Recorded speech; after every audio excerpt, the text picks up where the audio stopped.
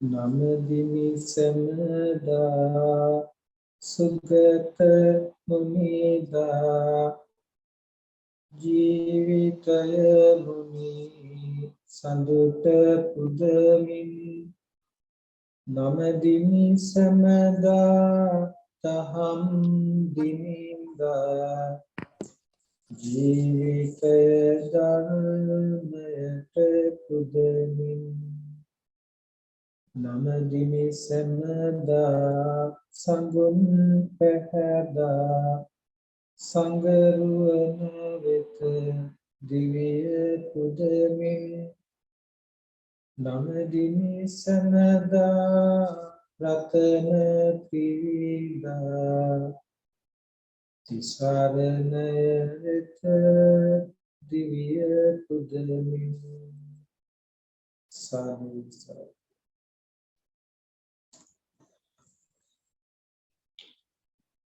සදහැති පින්වතුනි මේ මොහොතේ ඊළඟ හැමදෙනාම සූදානම් වෙන්නේ බුදු පියාණන් වහන්සේ මහා කරුණාවෙන් මහා ප්‍රඥාවෙන් පෝෂණය වෙන දේශනා කරන්නට යෙදුණු සර්වඥ භාෂිතය බුද්ධ වචනය ශ්‍රවණය කරන්න. බුද්ධ වචනය ශ්‍රවණය කරන්න සූදානම් වන පින්වත්නි හැමදෙනාම බොහෝම සදහසිතිවිලි ඉදිරිපත් කරගෙන හොඳ සිහියෙන් හොඳ ධර්මාවබෝධයට පත්වීමේ අදහසින් සිදු කරන දේශනාවට අනුව මේ මොහොත තුලම මානසිකාර්ය කරමින් විමසමින් සත්‍ය අවබෝධය ධර්මාවබෝධය උදෙසා හික්මෙන්නට මේ ධර්ම ශ්‍රවණය කරන මොහොතම පාවිච්චි කරන්නට සිතේ තබා ගන්න. ඒ තවත් උපකින් සිහිපත් කරනවා නම් මේ මොහොත මේ ධර්මය ශ්‍රවණය කරන මොහොත නිවන් දැකීම උදෙසා ආර්ය මාර්ගයට පිවිසීම උදෙසා භාවනා කරන සුවිශේෂී මොහොතක්. නිවන් දැකීම උදෙසා ආර්ය මාර්ගයට පිවිසීම උදෙසා විදසුන් වඩන මොහොතක්. තවත් විදිහකින් කියනවා නම් දේශනය තුල දිගහැරෙන නිවන් මඟ ඔබ විමසමින් අත්දකිමින් දැනගනිමින් දැකගනිමින් අවබෝධයට පත්වෙමින් ඒ යථාර්ථය පිළිබඳව ප්‍රඥා ඇස පහළ කරගන්න, දහම් ඇස පහළ කරගන්න, ප්‍රඥාව ඇති කරගන්න අවශ්‍ය කරන සිත සකස් කරගන්න මොහොතකයි පසු වෙන්නට අවශ්‍ය කරන්නේ. ඒ නිසා ඒ සියල්ල කෙටි කරලා සිහිපත් කළොත් දැන් ඔබ මේ සූදානම් වෙන්නේ විදසුන් වඩන්නට. දේශනයේ ආශ්‍රයෙන් ජීවිතයේ ලෝකයේ සත්වත්වයේ යථාර්ථය දිගහැරෙනවා. ඒ දිගහැරෙන දේ ඔබ ශ්‍රවණය කරනවා. ශ්‍රවණය කරමින් දැනගන්නවා. දැනගනිමින් විමසමින් මානසිකාරය කරමින් විදසුන් නුවණක් තුළ හික්මෙනවා. සත්‍ය දර්ශනයක් තුළ හික්මෙනවා. යථාර්ථ දර්ශනයක් තුළ හික්මෙනවා. ඒ හික්මෙන පින්නති ශ්‍රාවකයා ඒ හික්මීම තුළම සත්‍ය අවබෝධයට පත් වෙන්න මගඵල නුවණ උපදවා ගන්න ඉඩහසර සහිත මොහොතකයි ඔබ හැමදෙනාම පසු වෙන්නේ. ඒ නිසා අද මේ වෙලාවේ ඔබ හැමදෙනා වෙනුවෙන් දේශනා කරන්නට මා බලාපොරොත්තු වෙන දේශනාව අතිශයින් සුවිශේෂී එකක්. අතිශයින් සුවිශේෂී. එය මේ මුළු බුද්ධ ශාසනයම සම්පින්ඩණය කරලා බුද්ධ ශාසනයම හකුළු වල ගොනු කරලා ඔබ වෙත දිගහැරෙන මොහොතක් වගේ. ඒ නිසා අද දවසේ මේ මොහොතේ ඔබ මුළු බුද්ධ ශාසනයම ග්‍රහණය කරගන්නට මුළු බුද්ධ ශාසනයම නිරූපණය වන දේශනාවක් අසමින් මේ මුළු බුද්ධ ශාසනයම තම අත්දැකීමක් බවට පත් කරගන්නට යම් කිසි කෙනෙක් වීරයවන්ත වුණොත්, ශ්‍රද්ධාවන්ත වුණොත්, ප්‍රඥාවන්ත වුණොත්, හේතුඵල සැකස්මක් සහිත ස්වභාවයක පැවතුනොත් ඒ කෙනෙකුට මේ දේශනයත් හොඳටම ප්‍රමාණවත් වේ. ඒ නිසා අද මේ කතා කරන දේශනය නිරන්තර සත්පුරුෂ ඇසුර ලබන, නිරන්තර සදහම් අසන පින්නති ශ්‍රාවකයෙකුට බුද්ධ ශාසනය තුළ නිර්වාණයේ ප්‍රවාහයට, නිර්වාණ ප්‍රවාහයේ සෝතයට පැමිණීමට, සෝතාපන්න වීමට, සෝතයට පැමිණීම, සෝත ආපන්න, ආපන්න පැමිණීම. සෝතය ආරෂ්ඨාංගික මාර්ගය නැමැති ලෝකෝත්තර නිර්වාණයේ ගඟුලයි. නිවන් ගඟුලට පැමිණි බවයි සෝතයට පැමිණෙනවා කියලා කියන්නේ. කිසි දිනක නැවතත් ලෝකයේ දෙසට හැරෙන්නේ නැහැ. කිසිම විදිහකින් හරවන්නත් බැහැ. යම් විදිහකින් ඔබ ලෝකය තුල මෙපමණ කලක්, අද පමණක් නෙවෙයි, මේ ජීවිතය තුල පමණක් නෙවෙයි, මේ සසර පුරාවට යම් වූ ධර්මයක්, යම් වූ දෙයක් උපයාගෙන තියෙනවද? ඒ සියලු දේවල් තවමත් අයිති ලෝකයට නම් ඒ සියල්ල නැවත හැරීමේ ස්වභාවය සහිතයි. ඒ සියල්ල විපරිණාමයට පත්වීමේ ස්වභාවය සහිතයි. කෙටියෙන් කියනවා නම් මේ සියල්ලක් අහිමි වීමේ ස්වභාවය, නිරුද්ධ වීමේ ස්වභාවය සහිතයි. හැබැයි යම් කිසි ශ්‍රාවකයෙක් සෝතාපන්න ඵලයේ සාක්ෂාත් කරගත්තද, ආර්ය භූමිය තුල පිරිසිඳගත්තද, නිවන් දැකීමේ ප්‍රවාහයට, සෝතයට මුසුණා, ඒක නැවත කිසි දිනක නැවත හැරීමක් සිද්ධ වෙන්නේ. ඒ නිසා බොහොම පැහැදිලිව සිහිපත් කරනවා. ඔබ මේ සසර පුරාවට උපයාගත් සියලු ධනයට වඩා වටිනාම ධනයක් ඔබට මේ මොහොතේ ලැබෙනවා. නැවත කිසිදා ආපසු නොහැරෙන, නැවත කිසිදා ඔබට අහිමි නොවන, හැබෑවටම එය දිගින් දිගටම ඉදිරියටම ගොස් සදාකාලිකවම දුක දුරු කරන තැනින්ම නිමාවන දෙයක් තමයි සෝතාපන්න වීමත් එක්ක සිදු වෙන්නේ.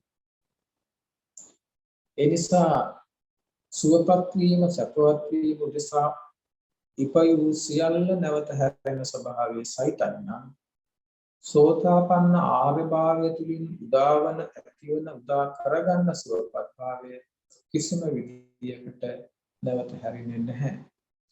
ඒ අවබෝධය කිසිම විදියකට වෙනස් වෙන්නේ නැහැ. විකෘති වෙන්නේ නැහැ. අන්‍ය ස්වභාවයකටපත් වෙන්නේ නැහැ. ඒ නිසා ඒ ස්වභාවයට ආර්ය කියන වචනය පාවිච්චි කරනවා. එතකොට ඒ පිළිබඳව නම් මේ පුංචි මොහොතේ කතා කරන්න උත්සාහ කරන්නේ ඒ සෝතාපන්න වීම තුල නැත්තම් පෘථග්ජන භූමිය තුල සිටින ශ්‍රාවකයා සෝතාපන්න ආර්ය ශ්‍රාවකයෙකු බවට පත් වීමත් සමග සිදුවෙන්නේ එකම දෙයයි. ඒ තමයි ඔහු තුල පැවති සක්කාය දිට්ඨිය දුරු වෙනවා. ඔහු සම්මා දිට්ඨියටපත් වෙනවා. එතෙන්දී අදහසක් ගන්න එපා සක්කාය දිට්ඨිය විතරද දුරු වෙන්නේ ස්වාමීන් වහන්සේ. ඔබ ඒක දන්නවා. ඒ ගැන මම මේ මොහොතේ උගන්වන්නේ සක්කාය දිට්ඨිය, විචිකිච්ඡාව, සීලබ්බත පරාමාසයක් කියන මේ තුන් සංයෝජන දුරු වෙලා යනවා. එතකොට මෙතන සක්කාය දිට්ඨිය දුරු වීමත් එක්ක සම්මා දිට්ඨියයි පහළ වෙනවා. අන්නේ පහළ වෙන සම්මා දිට්ඨිය කුමක්ද? ඒ පහළ වෙන සම්මා දිට්ඨිය කෙතෙක්ද? ඒ සම්මා දිට්ඨිය පහළවන්නේ කෙසේද? ඒ සම්මා දිට්ඨිය පහළ කර ගැනීම උදෙසා ශ්‍රාවකයා හික්මිය යුතු වන්නේ කෙසේද කියන කාරණා ටික තමයි මේ දේශනාව තුළ ඔබ ශ්‍රවණය කරන්නේ. ඒ නිසා පින්තුනේ මේ දේශනය අතිශය ඵලදායී, අතිශය වටිනා, අතිශය වැදගත් දේශනාවක් වෙනවා. එතකොට ඉන් බැහැරව ශ්‍රවණය කළ දේශනාව වැදගත් නැද්ද? නැහැ, වැදගත්. ඒ දේශනාවන් ඔස්සේ ඔබ ලබාගත් ක්‍රමික අවබෝධය, ක්‍රමික වඩාගත් ක්‍රමික ශ්‍රද්ධාව, වඩාගත් ක්‍රමික වූ යම් යම් ශක්ති ස්වභාවයන් මේ මොහොතේ මේ දර්ශනය තුළට පැමිණෙන්න. එහෙම නැත්නම් පැවති මිත්‍යා දෘෂ්ටීන්ගෙන්, සක්කාය දෘෂ්ටීන්ගෙන් ඉවත් වෙලා සම්මා දිට්ඨියේ ආලෝකය උදා කරගන්න.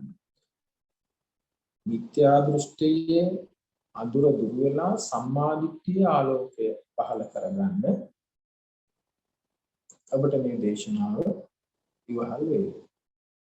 ඒ නිසා මම සම්මා දිට්ඨිය පැහැදිලි කරගෙන මේ දේශනය ඉස්සරහට කරගෙන යනවා.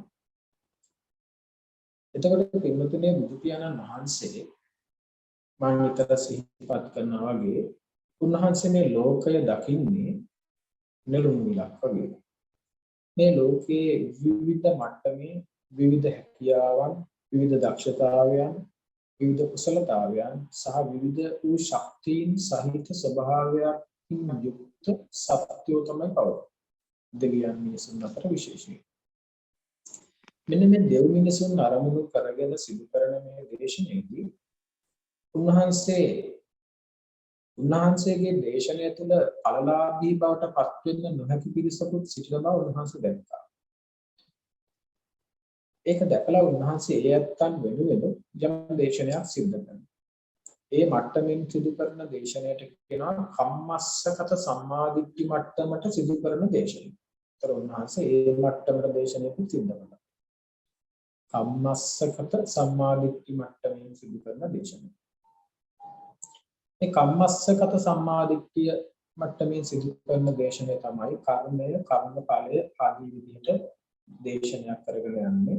කර්මය, කර්මඵලය, පින පුණ්‍ය විපාක, පව පාප විපාක, සුගතිය දුගතිය ආදී විදිහට සිදු කරන දේශනය. එතකොට දේශන ඉලක්කගත කණ්ඩායම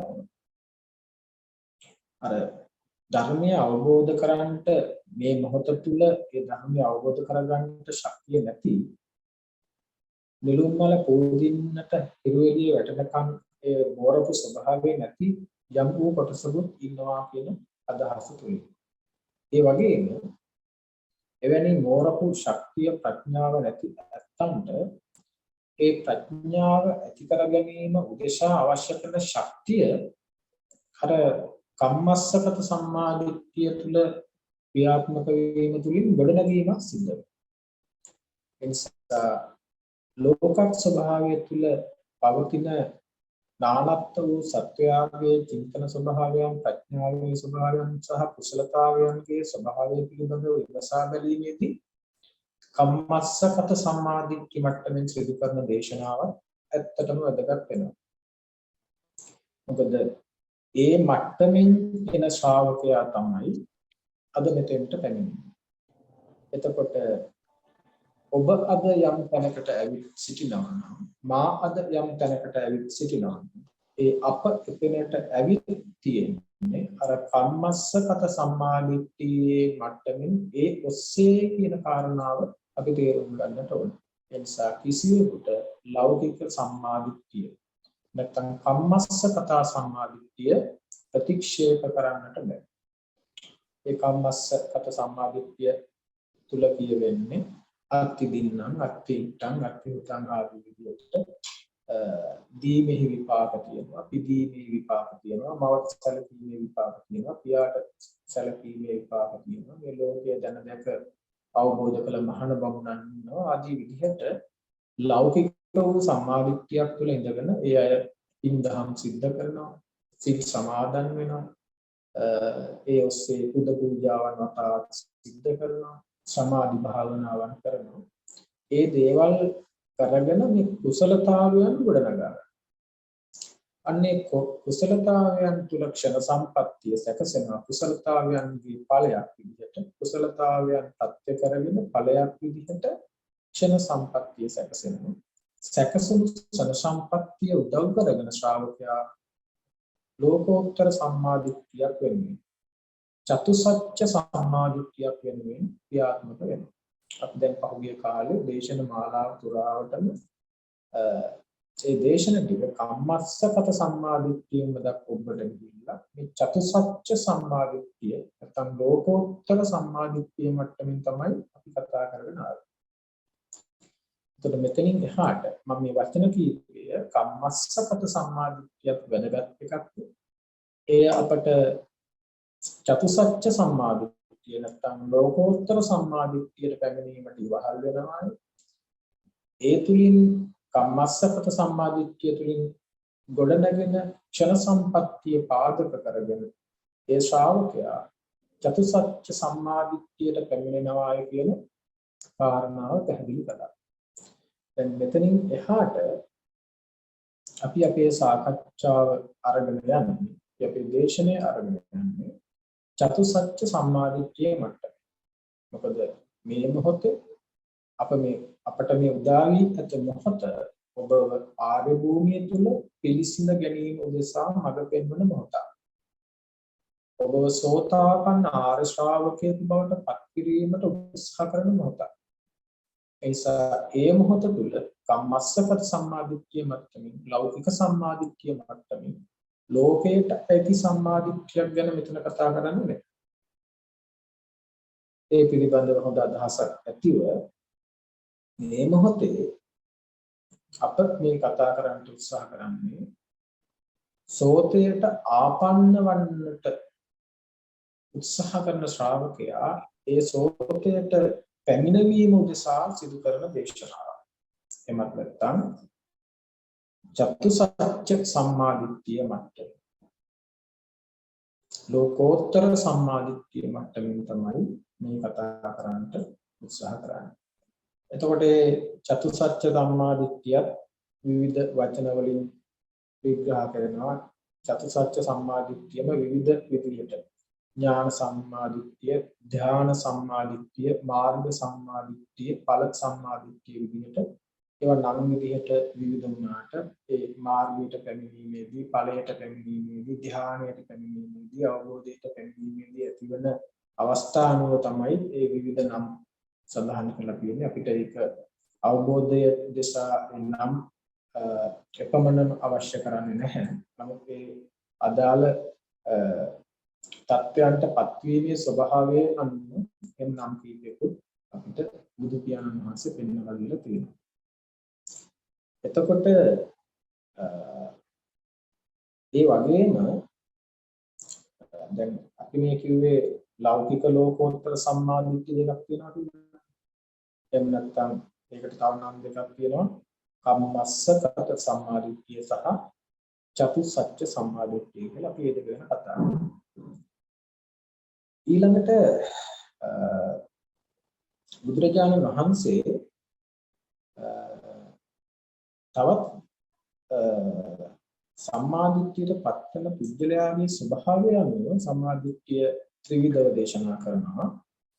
ඒ තමයි පෘථග්ජන සම්මාදිට්ඨිය, චේක්ෂ සම්මාදිට්ඨිය සහ අශේක්ෂ සම්මාදිට්ඨිය.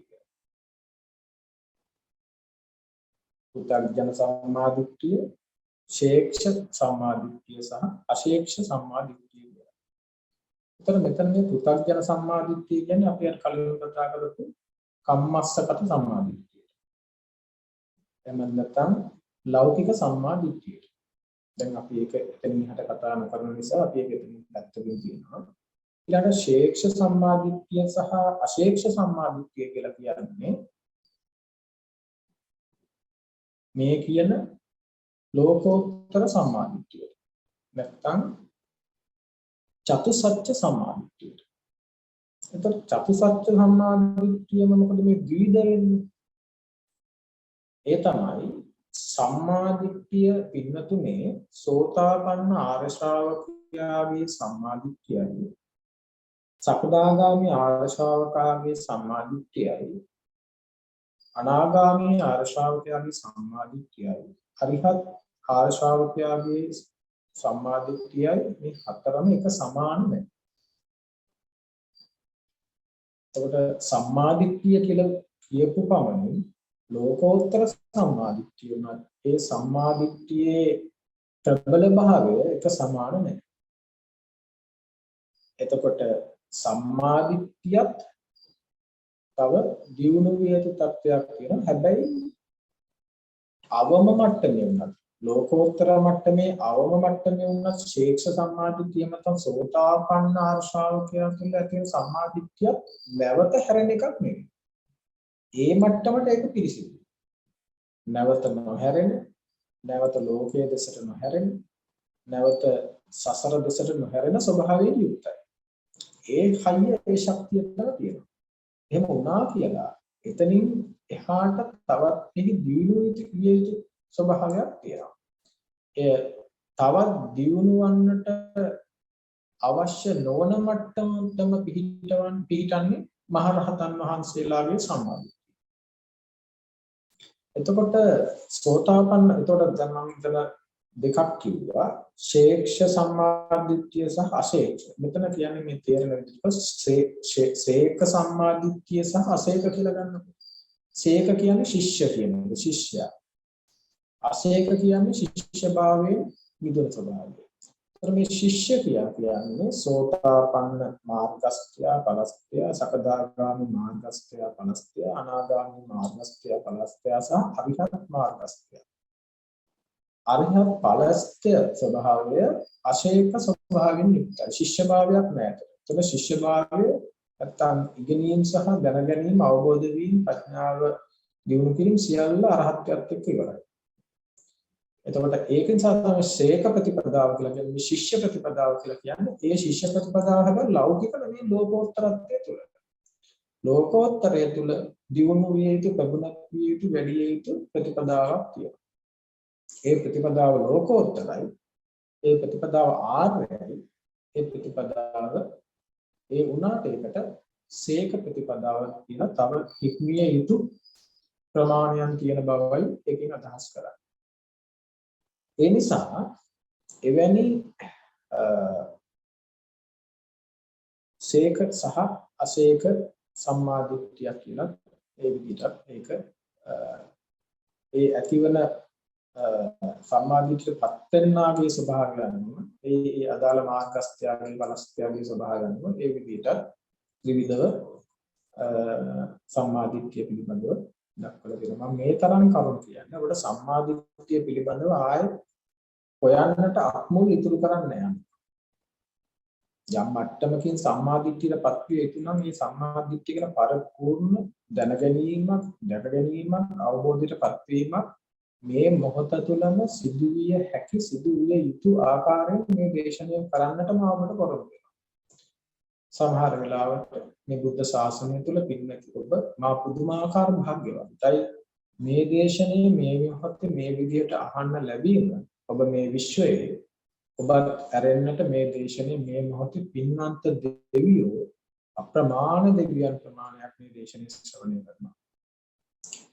ඔබත් එක්ක මේ පින්වන්ත දෙවියන් පවා මේ මොහොතේ සම්මාදිට්ඨියටපත් වීමේ කැමැත්තේ, ඒ වගේම සම්මාදිට්ඨියටපත් වූ සේක ප්‍රතිපදාව තුළ හික්මන දෙවියන් මේ දේශනය අසමින් නිරන්තරයෙන් සාදුකාර දෙමින් ඒ සම්මා ප්‍රතිපදාවට පැමිණීමෙන් ක්‍රියාත්මක වෙමින් සිටිනවා. ඒ නිසා පිනති දෙවියන් ඔබත් ගුණවත් මිනිසුන් ඔබත් මහා භාග්‍යවන්ත ශරීරක මේ දේශනය මේ ආකාරයෙන් ශ්‍රවණය කරන්න. අපි උත්සාහ කරමු පින්වතුනේ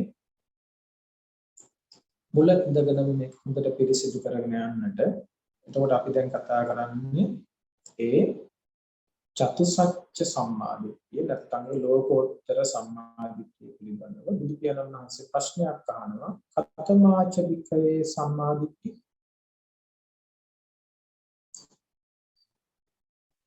මොකද්ද මහණෙනි මේ සම්මාදිට්ඨිය කියලා කියන්නේ?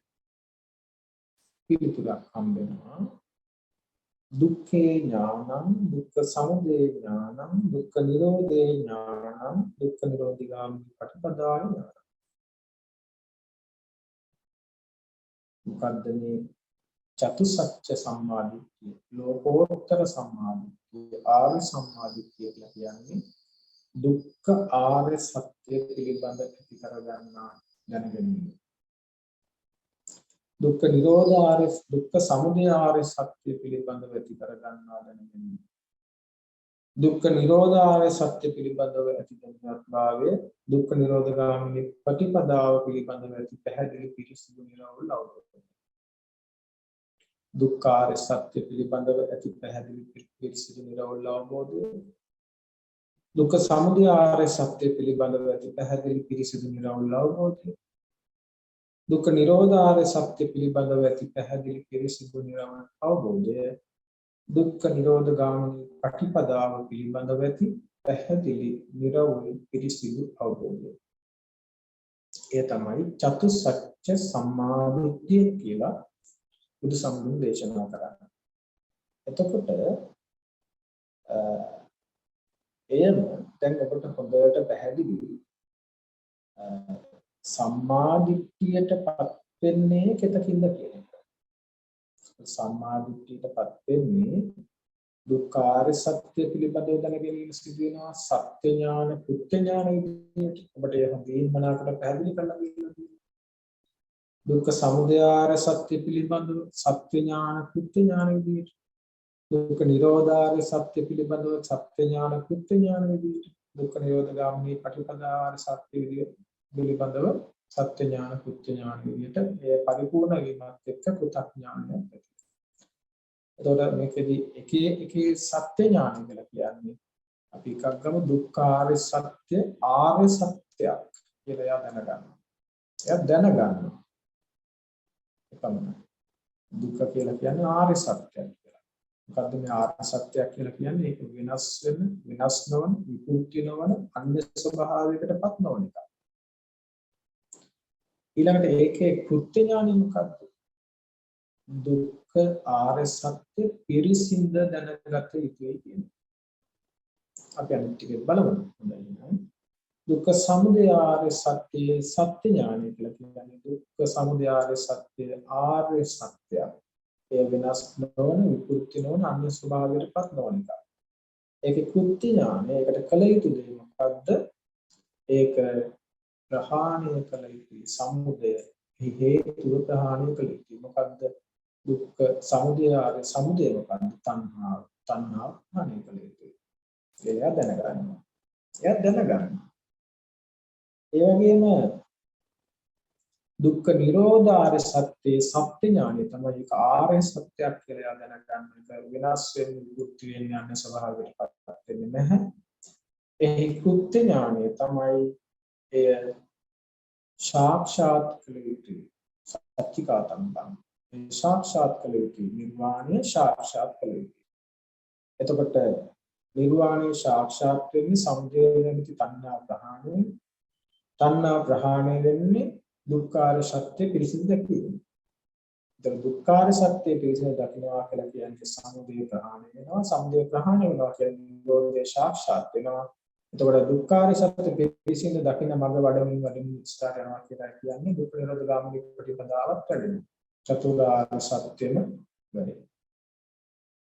චතුරාර්ය සත්‍යම අවබෝධය. දුක්ඛ නිරෝධ ගාමිනී ප්‍රතිපදා ආර්ය සත්‍ය සත්‍ය ඥානය කියලා කියන්නේ දුක්ඛ නිරෝධ ගාමිනී ප්‍රතිපදා ආර්ය සත්‍ය ආර්ය සත්‍ය. ඒ කුත්‍ය ඥානය කියලා කියන්නේ ඒක වැඩි යුතු එකක්. භාවේ තබ්බං වැඩි යුතුයි. නැවත නැවතත් භාවිත බහුලීකත කළ යුතුයි. වැඩි යුතුයි පුන පුනා වැඩි යුතුයි. වැඩි යුතුයි භාවිතා පුන පුනා වැඩි යුතුයි බහුලීකත. මේ ආකාරයට හික්මන ආර්ය ශ්‍රාවකයා චතුරාර්ය සත්‍ය අවබෝධය තුලින් එතකොට මේ මට්ටමින් හික්මන එක මේක ශේක්ෂ සම්මාදිට්ඨිය එය අර සත්‍ය ඥානය පුත්‍ත්‍ය ඥානය පු탁ඥානය කියන්නේ කලයුත්ත කළ බව පු탁 කියලා කියන්නේ කලයුත්ත කළ බවට පැමිණෙන බව අවබෝධ වුණාට පස්සේ ශේක්ෂ සම්මාදිට්ඨිය අශේක්ෂ සම්මාදිට්ඨිය දක්වා උසස් බව ලබනවා. ඒ සිදුවෙන්නේ අරහත්ත්වයේ. ඒ සිදුවෙන්නේ අරහත්ත්වයේ තුලදී පු탁ඥානය අවබෝධ කළ යුතුදී අවබෝධ කළා කියන අවබෝධයටපත් වෙනවා. දැන් මේ ටික තාමත් අපි මේ සිද්ධාන්ත වශයෙන් තමයි මේ ටික කතා කරන්නේ. ඒ සිද්ධාන්තය ප්‍රායෝගිකත්වයේ කරා අපි මේ අරගෙන යන්නේ. සිද්ධාන්තය තුළ ඔබ අතරමං කරන්නේ සිද්ධාන්තය තුළ නතර වීමක් සිද්ධ කරන්නේ නැහැ. ඊළඟට මේක තව තවත් ඉස්සරහට බුදු පියාණන් වහන්සේ දේශනා කරන සූත්‍ර දේශනාවන් වල උන්වහන්සේ පැහැදිලි කරනවා සම්මාදිට්ඨිය මෙන්න මේ ආකාරයෙන් මේ ආකාරයෙන් අකුසලය දැනගනි අකුසල මූලය දනි කුසලය දැනගනි කුසල මූලය දැනගනි එතකින් යා සම්මාදිට්ඨිය. එතකින්ද කවුරු හරි කෙනෙක් අකුසලය දැනගන්නවා අකුසලයේ මූලය දැනගන්නවා කුසලය දැනගන්නවා කුසල මූලය දැනගන්නවා. දැන් බලන්න සතිපට්ඨාන සූත්‍රයේ සතිපට්ඨාන සූත්‍රයේ ප්‍රාවර්තන දැන් චිත්තානුපස්සනාව කියන්නේ දේශසිතක් ඇති වුනහම ඒ දේශසිතක් බව දැනගන්න. රාගසිතක් ඇති වුනහම රාගසිතක් දැනගන්න. බව දැනගන්න. මෝහසිතක් ඇති වුනහම මෝහසිතක් බව දැනගන්න. විවිත මෝහසිතක් ඇති වුනහම විවිත මෝහසිතක් බව දැනගන්න. දේශසිතක් ඇති වුනහම දේශසිතක් බව දැනගන්න. විවිත දෝෂසිතක් ඇති වුනහම විවිත දෝෂසිතක් බව දැනගන්න. දැන් බලන්න මේක හරියට ගලනකොට ඒ විදිහට සතිපට්ඨානය වඩ아가න යනකොට ඒ සම්මාදිට්ඨියටපත් වෙන ස්වභාවයේදී සම්මාදිට්ඨිය කියලා කියනවා අකුසලය දැනගනි අකුසල මූලය දැනගනි. කුසලය දැනගනි කුසල මූලය දැනගනි. උතර මෙතන මේ අකුසලය දැනගැනීමත් අකුසල මූලය දැනගැනීමත් කුසලය දැනගැනීමත් කුසල මූලය දැනගැනීමත් ඒක කම්මස්සගත සම්මාදිට්ඨිය මට්ටමින් හරි තමයි මේ මට්ටමට එන්නේ. ඒකට ඒක යම් මට්ටමක කම්මස්සගත සම්මාදිට්ඨිය කොටසට අයිතිකකුත් එහි තියෙනවා. ඒතකොට එතනින් එහාට බුදුරජාණන් වහන්සේ වටිනා ටික දේශනා කරනවා චතුසත්‍ය සම්මාදිට්ඨියටම අයිති ආකාරයට උන්වහන්සේ දේශනා කරනවා ආහාරය දැනගන්නවා ආහාර සමුදය දැනගන්නවා ආහාර නිරෝධය දැනගන්න. මේ හැම තැනකම දැනගනී කියන දේ වචනේ පාවිච්චි කරනවා. ඒ නිසා සම්මාදිට්ඨිය කියන එක කෙබඳු එකක්ද කියලා ඔබට තේරුම් ගන්නට ඕනේ. ඇත්තටම ඔබ අතරින් සම්මාදිට්ඨිකව එහෙමත් නැත්නම් චතුසත්‍ය සම්මාදිට්ඨියෙන් ලෝකෝත්තර සම්මාදිට්ඨියෙන් වූ පින්නති ආර්ය ශ්‍රාවකයන් ඔබ අතර ඉන්නත් පුළුවන්. ඔබ අතර ඉන්න ඒ ආර්ය ශ්‍රාවකයා Taman ආර්ය ශ්‍රාවකයෙක් බව නොදැන ඉන්න විදිහක් නෙවෙයි. Taman ඒ ආර්ය ශ්‍රාවකයෙක් නම් ඒ ආර්ය භාවයේ තමා තුළ ඇති අවබෝධය සහ තමා තුළ ඇති දැනුවත් භාවය ඒක නා දැනගෙනම තමයි මේ අවබෝධයටපත් වෙන්නේ. එහෙම නොදැන අවබෝධයටපත් වෙන ස්වභාවයක් මේ ආර්ය භූමිය තුළ ඇත්තේ නැහැ.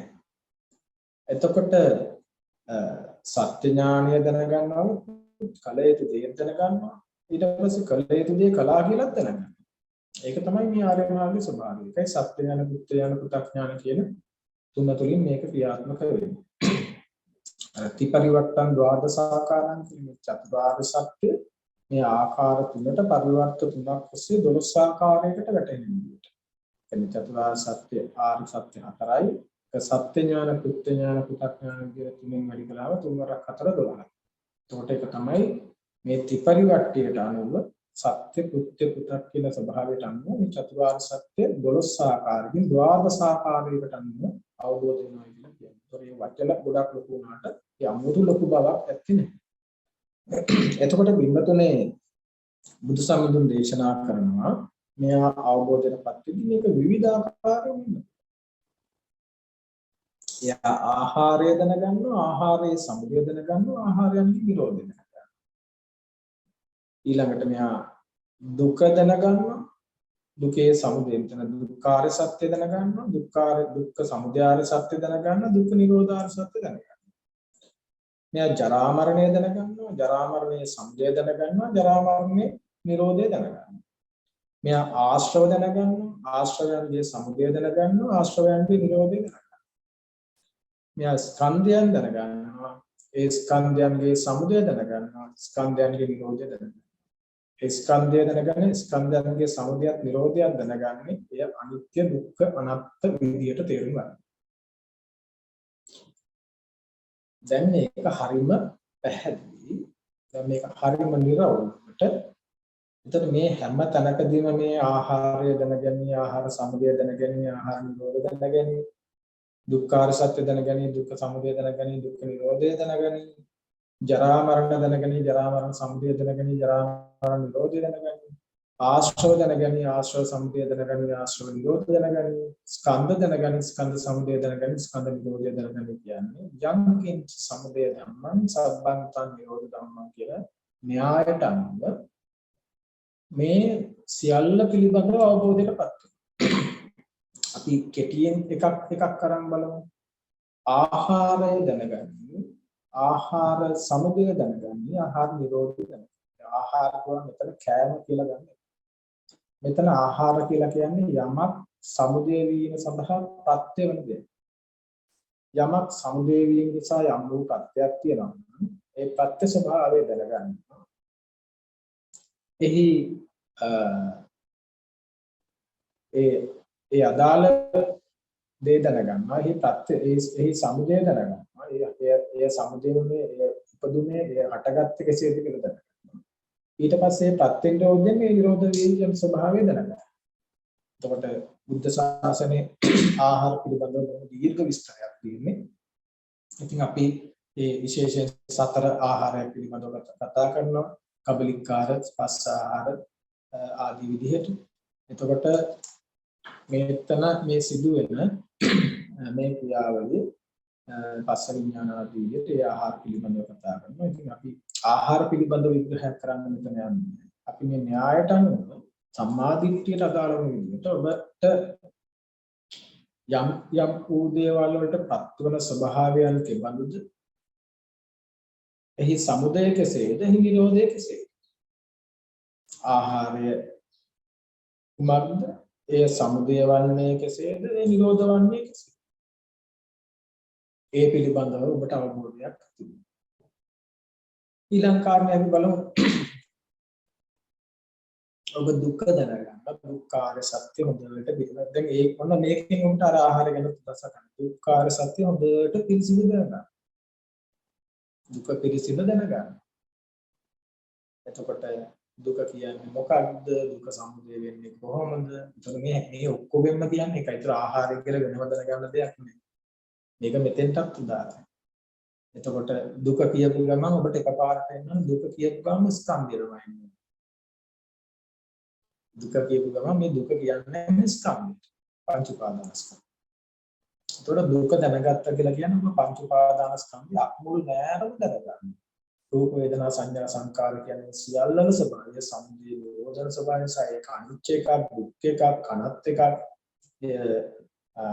අනිත්‍යයි සංකතයි පටිච්ච සමුප්පන්නයි කය ධම්මයි වය ධම්මයි විරාග ධම්මයි නිරෝධ ධම්මයි මේක හුලක් වගේ එකක් මේක මඩක් වගේ එකක් මේක රදයක් වගේ එකක් මේක කුෂ්ඨයක් වගේ එකක් මේක ඇණි තියෙන එකක් මේක විපරිණාම ධම්ම ස්වභාවයෙන් යුක්ත එකක් මේක තුල කිසිම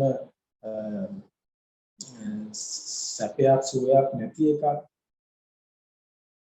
ආස්වාද යතුල මුලාවට පත් කළ නිරන්තරයෙන් ඒ අනිච්ච විදියට දකින කම්ම ආස්වාදය ඔස්සේ සොයාගෙන යන්න සලස්වන එක ආදී විදියට මේ දුක කියනකොටම දුක පිරිසිදු දකින්නවා කියලා කියන්නේ මේ ස්කන්ධ ස්වභාවය යථාර්ථය දකින්නවා. ඒක පෙන බිඩක් වගේ, ඒක දිය බුබුලක් වගේ, ඒක මායාවක් වගේ, ඒක මිරිඟුවක් වගේ, ඒක කෙහෙල් මොඩයක් වගේ, හයියක් නෑ, ගණ්ඩ දෙයක් නෑ, වටිනාකමක් නෑ, ගත යුත්තක් නෑ, ගත හැක්කක් නෑ, තියාගන්න බෑ, රකින්න බෑ, ආරක්ෂා කරගන්න බෑ, පවත්වන්න බෑ. මේ සියලු ස්වභාවයෙන් ඔබට දුක කියන එක ඊට පස්සේ මේ ස්කන්ධය මමද, ස්කන්ධය මගේද, ස්කන්ධය මා තුලද, මා ස්කන්ධය තුලද ආදී විතර හැම තැනින්ම ගලවලා මම ස්කන්ධ කියන්නේ මොකක්ද කියලා යනකොට ස්කන්ධ ඔන්න පිළිසිඳ දකිනවා. ස්කන්ධ පිළිසිඳ දකිනවා කියන්නේ ඔන්න ඔහමයි කෙටි. ඉතින් ඕන එළි වෙනකම් උනත් විග්‍රහ කරන්න පුළුවන්. එතකොට ඊට පස්සේ ස්කන්ධයන්ගේ සමුදය දකින්න. මේ දුකේ සමුදය දකින්න.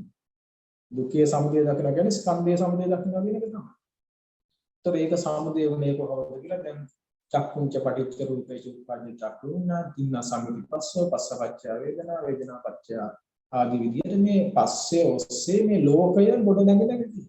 ආයතන නැගෙන්න තන ඒ ආයතන මගේද ඒ ආයතන පිට කෙනෙක්ගේද ඒ ආයතන කාර්යද නැත්නම් ඒ සබාධහම් කරන ක්‍රියාත්මක භාවයක් තුළ චක්කුංච පටිච්ච කියන කාරණා සිද්ධ වුණා.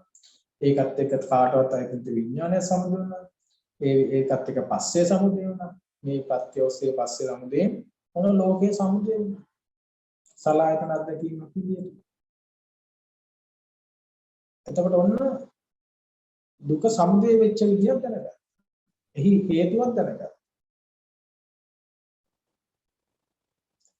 ඔබගේ ශාස්ත්‍රවරයා කොහොමද කියන්නේ? මගේ ශාස්ත්‍රවරයා කියන්නේ යම් වූ ධර්මයක් තියෙනවා. ඒ ධර්මයේ හේතුවක් කියනවා. ඒ ධර්මයේ නිරෝධයක් කියනවා. ඔච්චරයි සාරිපුත්ත මහරහතන් වහන්සේ ගිහි කල උපතිස්ස තරුණයාට පින්නත් අස්සජි ස්වාමීන් වහන්සේ කියන්නේ. මගේ ශාස්ත්‍රවර නිවන් වාදී. ඒවන් වාදී මහා සම්මත මොනවාදී? ये ධම්මා හේතුප්පමව යම් ධර්මයක් කියනවාද හේතුන්ගෙන් ප්‍රත්‍ය වෙනවා. හේතු ප්‍රත්‍යයෙන් සැකසෙන යම් ධර්මයක් කියනවාද ඒ ධම්මා හේතුප්පමව තේසං හේතුන් තථාගතෝ. ඒක හේතුව කියනවා. ඒ ධර්මයේ හේතුව කියනවා. ඒ ධර්මයේ හේතුව තමයි මේ චක්කුංච පටිච්ච රූපේ උප්පජ්ජ චක්කු විඥාන තුන සම්පති පස්සේ. තේසංච නිරෝධෝ. ඒක නිරෝධයක් කියනවා. අන්නේ විවාදයක් තමයි භාගතුන් වහන්සේ සාරිපුත්ත මහ රහතන් වහන්සේ සෝතාපන්න. කවුරු හරි කියනවාද තර්ක කරනවාද? එදා සාරිපුත්ත එදා ඒ උපතිස්ස තරුණයා ඒකහලා සෝතාපන්න වුණා නම් ඔබට බෑ කියලා ඔබ කියනවා. මේ කාලේක එහෙම බෑ කියලා ඔබ විශ්වාස කරනවා. මෙතන උපතිස්ස තරුණයා මොකක්ද කරේ?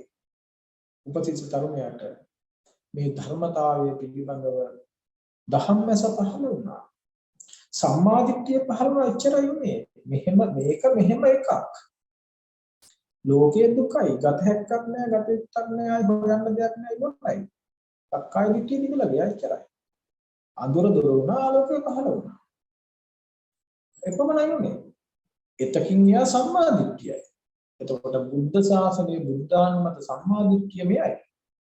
ඒ සම්මාදිට්ඨිය ඇතිවිච්චයි මේ ලෝකෙ නැහැ කියලා කියනවා නම් ඒක කිට්ටු වෙන්න බැරි එකක් කියලා කියනවා නම් ඒක ඇති කරගත හැකි එකක් නෙවෙයි කියලා කියනවා නම් මේක මොන තරම් බුදු හිතට බුද්ධානුමතයට කරන මොන තරම් මහා බලපෑමක් අභියෝගයක්. තමන්ගේ මාර වසඟය තුල ඉඳගෙන කරන විග්‍රහය. ඒ නිසා ඔබට මේ ටික මේ විදිහට මේ අවබෝධයට පත් වෙන්න බැහැ. දුක දැනගන්න, දුක්ඛ සමුදය දැනගන්න.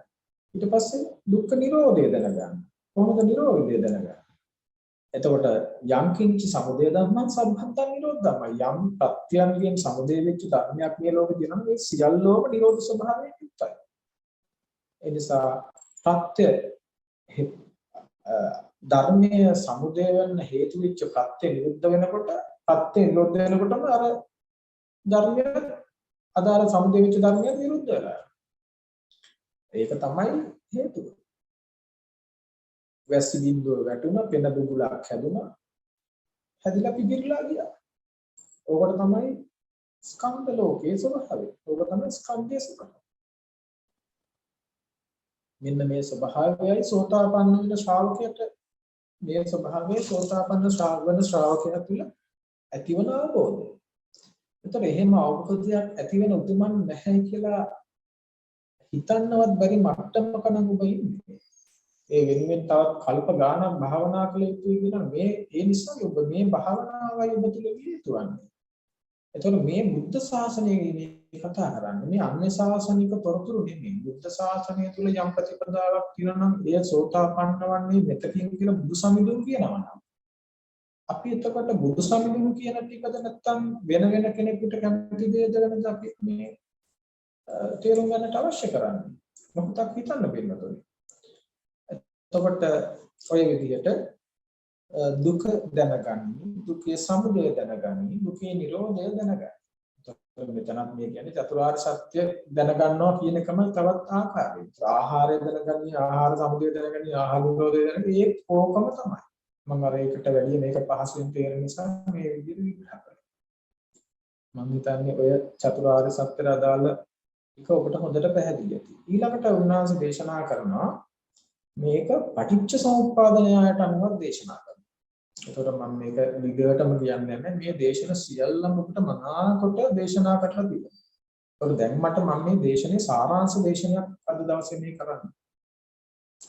එතකොට පින්වත්නි බුදු පියාණන් වහන්සේ ජරා මරණය දැනගනි, එහි හේතුව දැනගනි, එහි නිරෝධය දැනගනි. මොකද්ද පින්වත්නි ජරා මරණය? ජරාව කුමක්ද, මරණය කුමක්ද කියලා බුදුරජාණන් වහන්සේ මනාකොට දේශනා කරනවා. ඒ ජරාව පිළිබඳව වෙනම මරණය කියන්නේ ඒක විවිධ විදියට ඒ කන්දානම් වේදවාද මේ ස්කන්ධයන්ගේ විදියාම ඊට පස්සේ ಜಾති විදිහට කන්දානම් පාතු භාවයේ ස්කන්ධයන්ගේ පහළ වීම. එතකොට ಜಾතිය විදිහට දේශනා කරනවා. එතකොට මේ ජරා මරණ කියන එක ඒතර විපරිණාම ධම්ම ස්වභාවය. ඒතර සම්මුති මරණ ආදී මරණයේ විවිධ විදියට ඊළඟට මේ විදිහට ජරා මරණය පිළිබඳව කරන දීර්ඝ විග්‍රහයක් තියෙනවා. නමුත් ඔබට සරලව ජරාව කියන්නේ මොකක්ද, මරණය කියන්නේ මොකක්ද කියන එක ගැන සරල අදහසක් තියෙනවා. අපි වචන දෙක විරාපත් වීම සහ මිය යාම කියන අදහස් දෙක ගමු. ඒතර ඔබ ඒක ගැන දන්නවනේ ජරාවත් මරණයත් කියලා ගැන ඔබ හොඳට දන්නවා. එහෙම දෙකෙන්දි කියනවා හොඳටම ඇති. ඒතර ඒක ගැන ජරා මරණය ගැන අපිට දීර්ඝ විග්‍රහ කරන්න පුළුවන්. අපි ඒ ගැන විග්‍රහ කරලා තියෙන නිසා මෙතෙන්දි දීර්ඝ විස්තරයක් කරන්න යන්නේ නැහැ. එතකොට බුදුරජාණන් වහන්සේ දේශනා කරන ජරා මරණය දැනගනි, එහි හේතුව දැනගනි, එහි නිරෝධයක් දැනගනි. එතකොට කොහොමද වෙන්නේ? ජරා මරණය දැන් ඉස්සෙල්ලා අර අපි කලින් කාය කියන දුක දැනගනි, දුකේ සමුදය දැනගනි, දුකේ නිරෝධය දැනගනි. දැන් දුක පිළිසිඳ දැක්කා, දුකේ සමුදය තණ්හාව කියලා දැක්කා, දුකේ නිරෝධය තමයි තණ්හාවේ නිරෝධය. එන්නේ සමුදය නිරෝධය, ප්‍රත්‍ය නිරෝධයෙන් තමයි ඵලය නිරුද්ධ වෙන්නේ. දුක දැනගත්තා පිළිසිඳ, දුක සමුදය මේ තණ්හාවෙන් කියලා දැනගත්තා. දුකේ නිරෝධය කියලා කියන්නේ තණ්හාවේ දුරු වීම. මෙතනත් එහෙමයි. ජරා මරණය දැනගත්තා. ජරා මරණයේ හේතුව මොකද්ද? ජරා මරණය සමුදයන්නේ කොහොමද? ජාති ප්‍රත්‍යයෙන් ජරා මරණය. එහෙනම් ජරා මරණයේ නිරෝධය කොහොමද? ජාති නිරෝධය නම් ජරා මරණත් නිරෝධය. හරිම සරලයි පින්නතුනි. මේ විදිහට ජාතිය ජරා මරණයේ සමුදය, ජරා මරණයේ නිරෝධය. ඊළඟට ජාතියේ සමුදය, ජාතියේ නිරෝධය. ඊළඟට භවයේ සමුදය, භවයේ නිරෝධය. ඊළඟට උපාදානයේ සමුදය, උපාදානයේ නිරෝධය. ඔය විදිහට අවිද්‍යාව, සංකාර, විඥාන නාම රූප සලආයතන පස්ස ආදී විදිහට මේ සියල්ලේම මේ තුන් ආකාරයටම අවබෝධ කරගන්න. එතකොට මේ ඔබ හිතනවාද දැන් ආහාරය දැනගන්නේ ආහාර තමයි කොහොම භාවනා කරන්න ඕනේ. දුක දැනගන්නේ දුකේ සමුදය දැනගන්න කොහොම භාවනා කරන්න ඕනේ. ජරා මරණ දැනගන්නේ නෑ බින්දුනේ මේ දුක දැනග මේ කතාව තුළ මේ ඔක්කොම වෙලා එක තැනක මේ සියල්ලම වෙනවා. ජරා මරණය දැනගන්නවා, ජරා මරණේ සමුදය, ජරා මරණේ නිරෝධය දැනගන්නවා කියන තැනත් මේ සියල්ලම වෙලා. ඒවත් මේ එකින් එක වෙන වෙනම අවබෝධ වෙන ටිකක් නෙමෙයි මේ කියන්නේ. මේ එකම ධර්මතාවයක් අවබෝධ වෙන තැන මේ සියල්ලම අවබෝධ වෙලා සම්මාදිට්ඨියටපත් වෙලා. මම හිතන්නේ ඔබ හොඳටම ජරා මරණයක් දන්න. ජරා මරණයේ සමුදයක් දන්න. ජරා මරණයේ නිරෝධයක් දන්න. ඒ කියන්නේ ඔබ මොනවා හරි දන්නවා. ඔබ දන්න දේ මොකක්ද කියලා ඔබ දන්නවා. ඔබ හොඳටම දුක පිළිසිඳ දකිනවා. ඔබේ දුකේ සමුදය තණ්හාව බව දන්නවා. තණ්හාව නිරෝධයෙන් දුක නිරුද්ධ වෙන බව දන්නවා. එතකොට මේ විදිහට බුදුරජාණන් වහන්සේ මේ මුළු පටිච්ච සමුප්පාද න්‍යායයටම බහාලා විග්‍රහ කරනවා. ජරා මරණ දැනගන්නවා, ජරා මරණයේ සමුදය දැනගන්නවා, ජරා මරණයේ නිරෝධය දැනගන්නවා.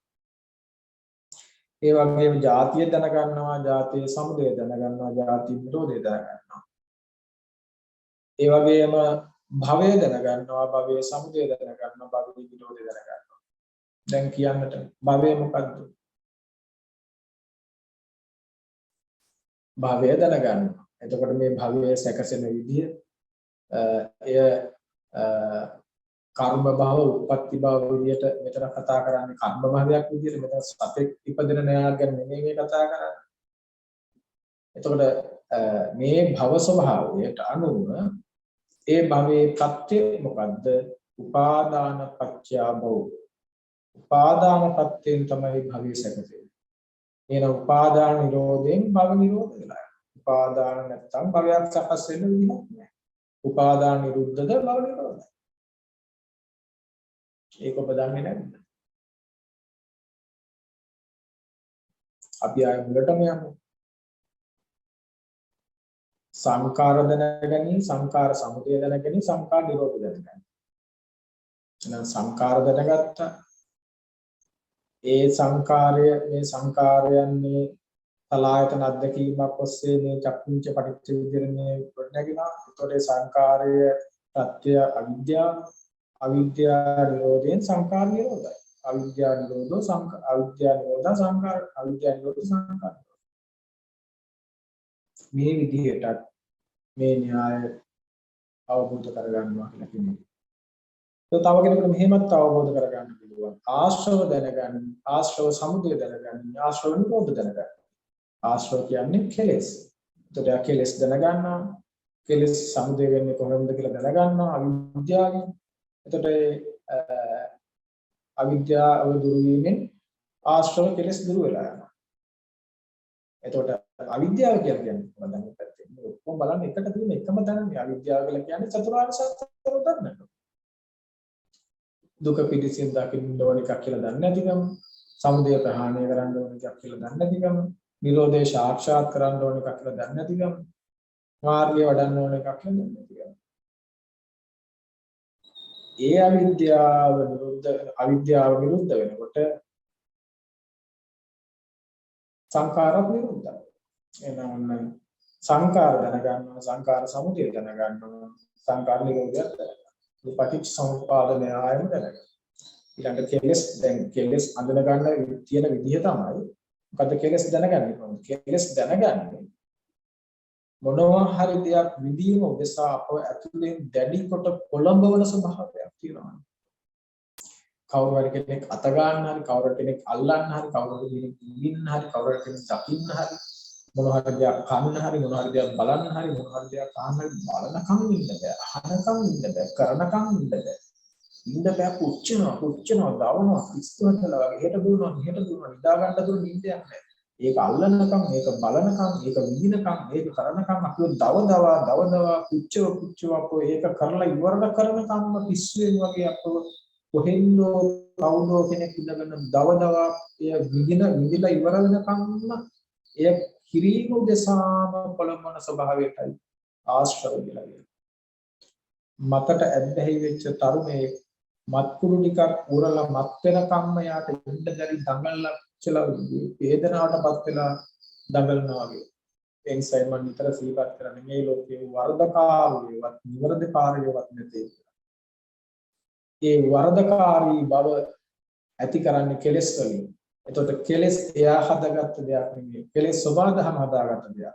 එහෙනම් වරද නම් වැරදි නම් ඒ වර්ධකාරයට දඬුවම් දෙන්න සබාධමට මාර්ගයට නිසා මේ එක අහිංසකයන් කෙලෙස් ගින්නෙන් දැවෙන අහිංසකයන්ට රාග ගින්නෙන් දැවෙන අහිංසකයන් නෙමෙයි. එයාලා වැරදි කරනවා කියලා කියන්නේ එයාලගේ ගින්න නිවා ගන්න ක්‍රියාත්මක වෙනවා.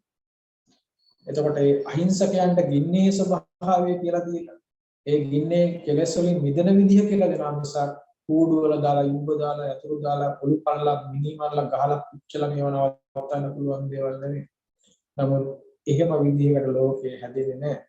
ඒ නිසා ලෝකයා සම්මුතිය තුල වැරදිකාරයෝම පිළිසක් වැරදිකාරයන්ට දඬුවම් දෙන්න දඬුවම් ටිකක් හදාගෙන හිරගෙවල් ටිකක් හදාගෙන වැරදි කරන අයම තව පිරිසක් වැරදි කියලා තමනුත් රහසේ හෝ ප්‍රසිද්ධිය හෝ වැරදි කර තවත් පිරිසක් අල්ලගෙන ගිහිල්ලා ඒ අයට දඬුවම් දීලා ඒගොල්ලෝ හිරේ දානවා. අපි අනිත් අය එළියේ ඉන්නවා. එයාලත් වැරදි කර එයාලා තව අයට නඩු දානවා නඩු කියන සබාධම තේරුම් ගන්නකම් මේ ලෝකේ වර්ධිකාරයෝ නිවර්ධිකාරයෝ බුද්ධ ශාසනය තුල වර්ධිකාරයෝ නිවර්ධිකාරයෝ නෑ. බුද්ධ ශාසනය තුල හික්මන පිරිසක් විතරයි ඉන්නේ.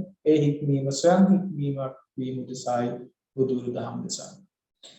එතකොට අන්තිමට බුදුරජාණන් වහන්සේ දේශනා කරනවා ස්කන්ධය දැනගනි, ස්කන්ධ සමුදය දැනගනි, ස්කන්ධ නිරෝධය දැනගනි. ඒ ස්කන්ධ සමුදය වෙනදී මම කලින් කිව්වා. ඒතකොට ස්කන්ධ නිරෝධය, සමුදය නිරෝධයත් මේ ස්කන්ධයන් සමුදය නිසා පුංච පටිච්ච මේ ආයතන වල වෙන පිළිමත් එක්ක. ඒතර මේ ස්කන්ධයන් අනිත්‍යයි දුක්ඛයි අනාත්තයි දැනගැනීමත් සිද්ධ වෙනවා. ස්කන්ධය දැනගැනීමත් ස්කන්ධයේ සමුදය නිරෝධය දැනගැනීමත් එක්කම ඒ දැනගන්නේ දුකේ උදේවැය. ඒ දැකන්නේ දුකේ නැත්තම් ස්කන්ධයේ සමුදයත් ස්කන්ධයේ සමුදයත් ස්කන්ධේ නිරෝධයක් දැනගන්නවා කියලා කියන්නේ ස්කන්ධය හටගන්න නිරුද්ධ වෙන එකක් කියලා එයා දැනගන්නවා කියන්නේ. ඒ කියන්නේ ස්කන්ධයේ උදය වැය දකිනවා කියන එක. උදය වැය දකිනවා කියලා කියන්නේ අනිච්ච දකිනවා. අනිච්ච දැක්කම යද නිච්ඡං තම් දුක්ඛං යමක් අනිච්ච දේ දුකයි දුක්ඛ දැක්ක යම් දුක්ඛං තද නත්තා එම දුක දෙක අනත්තයි අනත්තක් දැක්කා. අනිච්ච දැක්ක දුක්ඛ දැක්ක අනත්තක් දැක්කා. එමෙතන ස්කන්ධය අනිච්චයි දුකයි අනත්තයි කියලා දැක්ක ලෝකේ අනිච්චයි දුක්ඛයි අනත්තයි කියලා දැක්කා. එයා හඳුනා සම්මාදිට්ඨියටපත් වෙනවා. මේ විදිහට මේ සම්මා දිට්ඨියටපත් වෙන ස්වභාවයයි බුදු පියාණන් වහන්සේ මේ දේශනා කරගෙන යන්නේ. මේ එකම වචනයක්වත් මගේ වචන නෙමෙයි මේ බුදු පියාණන් වහන්සේගේ දේශනය. ඒ තවත් තහවුරු කරගන්න මම සූත්‍ර දේශනාවක් මතක් කරන්නම්. මෙච්චර වෙලා මේ දේශනා කළේ සම්මා දිට්ඨික සූත්‍රයේ කාරණා. බුදුරජාණන් වහන්සේ දේශනා කරනවා අජ්ජත් නන්දික්කය සූත්‍රය කියලා සූත්‍රයක් තියෙනවා. අජ්ජත් නන්දික්කය අනිච්ච සූත්‍රය. අජ්ජත් නන්දික්කය අනිච්ච සූත්‍රයේ මේ සූත්‍රයේ වුණාම ටිකක් තවත් වෙනස් කරනවා කියන දේශනා. ඒ තමයි ඇස අනිත්‍ය ලෙස දකීද එයින් මේ සම්මාදිට්ඨික වේ.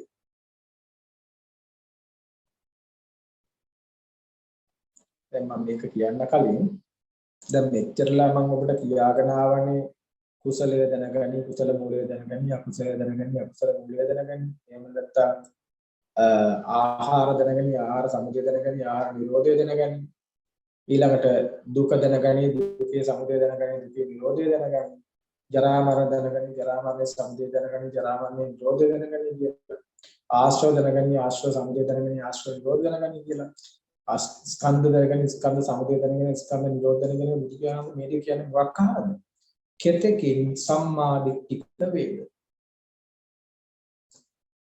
කෙතකින් සම්මාදිට්ඨික කවුරු හරි කෙනෙක් කොච්චරකින්ද සම්මාදිට්ඨික වෙන්නේ කියලා තමයි ඔන්න ඔය ටික කියන්නේ දැන් උඹට ප්‍රශ්නයක් ඉතුරු වෙන එකක් නැහැ බුදු සමිඳුන් සම්මාදිට්ඨික සූත්‍රයේ කෙතකින් සම්මාදිට්ඨික වේද කියලා අහ ප්‍රශ්නෙට උත්තරයක් දෙනවා. ඒ අකුසලයේ දැනගනි කුසල මූලයේ දැනගනි අකුසලයේ දැනගනි අකුසල මූලයේ දැනගනි ආහාර දැනගනි ආහාර සමුදය දැනගනි ආහාර නිරෝධය දැනගනි දුක දැනගනි දුකේ සමුදය දැනගනි දුකේ නිරෝධය දැනගනි ජරා මරණ දැනගනි ජරා මරණ සමුදය දැනගනි ජරා මරණ නිරෝධය දැනගනි ආශ්‍රව දැනගනි ආශ්‍රව සමුදය දැනගනි ආශ්‍රව නිරෝධය දැනගනි ස්කන්ධ දැනගනි ස්කන්ධ සමුදය දැනගනි ස්කන්ධ නිරෝධය දැනගනි. එයා එතකින් සම්මාදිට්ඨිකයි. ඔබ ඒ ටික දැනගත්තද? එතකින් ඔබ සම්මාදිට්ඨිකයි. ඒක එහෙම නෙමෙයි ස්වාමීන් වහන්සේ කියනවා නම් ඒක බුදු පියාණන් වහන්සේත් එක්ක තර්ක කරන්න විචාරිනුන් තමයි කියන්නේ එතකින් එයා සම්මාදිට්ඨිකයි කියලා. කෙතකින් සම්මාදිට්ඨික වේද මෙතකින් සම්මාදිට්ඨික වේද. ඒක ආයෙත් තහවුරු කරන්න මම අජ්ජත් නන්දික්කය අනිච්ච සූත්‍රයේ පැහැදිලි කරනවා. දැන් මම කලින් සම්මාදිට්ඨිය සූත්‍රයේ කිව්වේ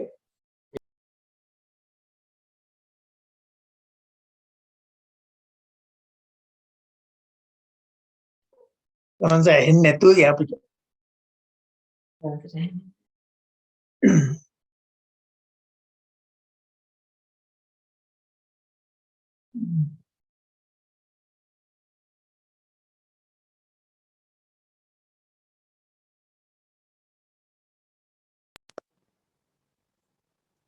මොකක්ද බුදු පියාණන් දේශනා කරන්නේ අජ්ජත් නන්දික්කය අනිච්ච සූත්‍රය මොකක්ද දේශනා කරන්නේ ඇස කය ඇස කන නාසය දිව කය අනිච්ච ලෙස දකින්න. දැන් මෙතන අනිච්ච ලෙස දකින්න කියලා කියන්නේ ඔබ මේ දොස්තර මහත්තයා පෙන්නන බෙහෙත් කරන ඇස ගැන නෙවෙයි.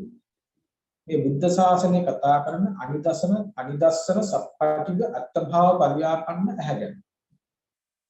ඒතර ඒ ඇස මාවට පැහැදිලි කළා ඇස කියලා කියන්නේ මේ මොහොතේ සමුදය වෙන ඇහැ ගැන මේ කතා කරන්නේ. මේ මොහොතේ සමුදය වෙන ඇහැ. ඒතර මේ ඇස මේ මොහොතේ සමුදය වෙන්නේ ඇස සමුදය වෙන්නේ රූපයට සාපේක්ෂවයි. රූපයේ සමුදය වෙන්නේ ඇසට සාපේක්ෂවයි. මේ දෙකේ සාපේක්ෂ බව උදා කරගෙන තමයි විඥානීය සමුදය වෙන්නේ. ඇසටත් රූපයටත් විඥානීය සාපේක්ෂව විඥානීය සමුදය වෙනවා විඥානීය සාපේක්ෂව ඇසත් රූපය සමුදය වෙනවා. ඇසත් රූපයත් විඥානයත් නැමැති මේට අනුව පස්සේ සමුදය වෙනවා පස්සේට සාපේක්ෂව මේ තුන සමුදය වෙනවා. ඒ නිසා ඇස සමුදය වුණා කියලා කියන්නේ ස්කන්ධයන් සමුදය වුණා කියන එකයි. ඇස සමුදය වෙන්නේම මේ මොහොතේ ඇස සමුදය වෙන තැනම තමයි සලආයතන අධ්‍යක්ීමට අනුව ඔබට ඔබේ ලෝකයේ සමුදය වෙන්නේ. බලනවා, දකිනවා, අහනවා, විඳිනවා කියන තැනමයි ඔබට ඔබේ ලෝකයේ සමුදය. අන්නේ සිදුවන ඔබට ඔබව ඔබේ ලෝකයේ ඔබට සමුදය වෙන තැන ඔබට ඒක දකින්න පුළුවන් නම් ඇහැ සමුදය වෙන තැනදී ඔබට ඔබ සමුදය වෙන තැන දකින්න පුළුවන් නම් ඒ සමුදය වෙච්ච ඔබ ප්‍රත්‍යෝපන්නව සමුදය වෙච්ච බව ඔබට දකින්න පුළුවන් නම් ප්‍රත්‍ය නිරෝධයෙන් නිරුද්ධ වෙලා සම්භාවය ඔබට දකින්න පුළුවන් නම් දැක්කොත් දැක්ක පමණයි ඇහුවොත් ඇහුවා පමණයි දිත්තේ දිත්ත මත්තං සුතේ සුත මත්තං මුතේ මුත මත්තං දැක්කොත් දැක්ක විතරයි ඇහුනොත් ඇහුණා විතරයි දැනුනොත් දැනුණා විතරයි. මේ වචන ටික අහ හිටපු ඔබට හැබෑවටම දකින්න තැන නතර වෙන්නේ කෙසේද? අසන තැන නතර වෙන්නේ කෙසේද? දැනෙන තැන නතර වෙන්නේ කෙසේද? ඒ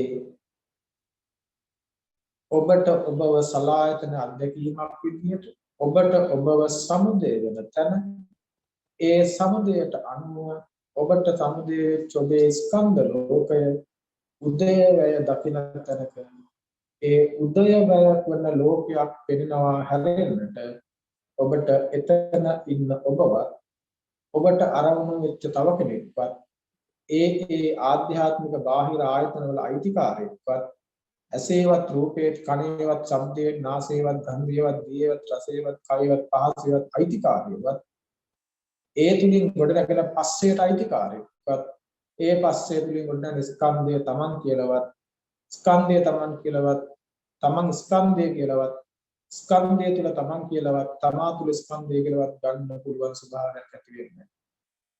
ඒ නිසා එයා ක්ෂණික මරණයටපත් වෙනවා. කණික මරණයටපත් වෙනවා. තමා ලෙස සමුදේ වූ තමා ඒ ක්ෂණය තුලම සමුදේ වුණා මරණා. සමුදේ ඉපදුනා මරණා. ඉපදුනා මරණා. උදේ වුණා වැය වුණා. උදේ වුණා වැය වුණා. සමුදේ වුණා වැය වුණා. ඇති වුණා නැති වුණා. ඉපදුනා මරණා.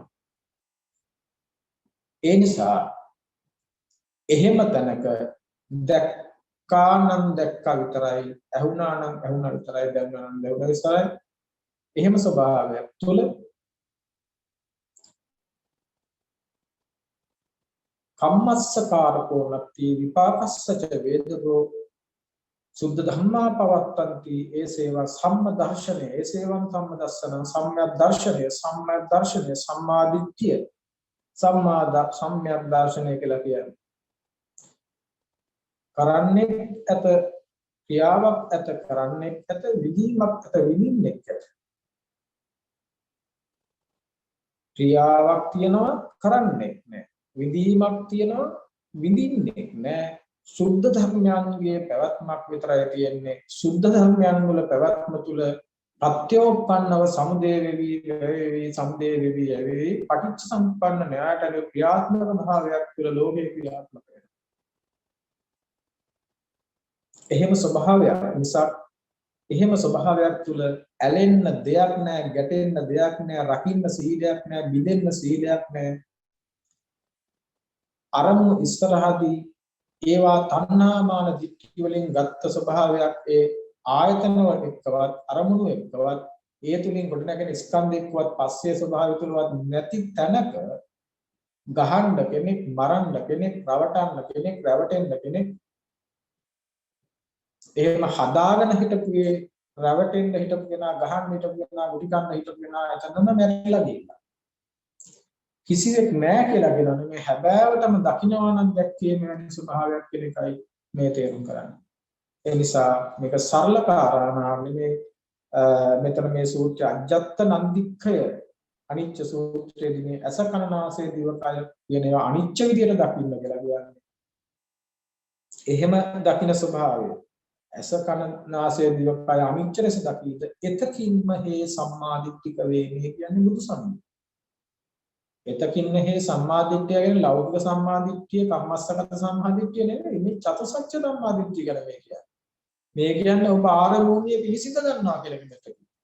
මේ කියන්නේ ඔබ ලෝකෝත්තර භාවයටපත් වෙනවා කියන එක. මේ කියන්නේ ඔබ සම්මාදිට්ඨියටපත් වෙනවා කියන එක. මේ කියන්නේ ඔබ තුළ සක්කාය දිට්ඨිය දුර වෙනවා කියන එක. මේ කියන්නේ ඔබ ප්‍රවාහයට වැටිලා ඉවරයි කියන එක.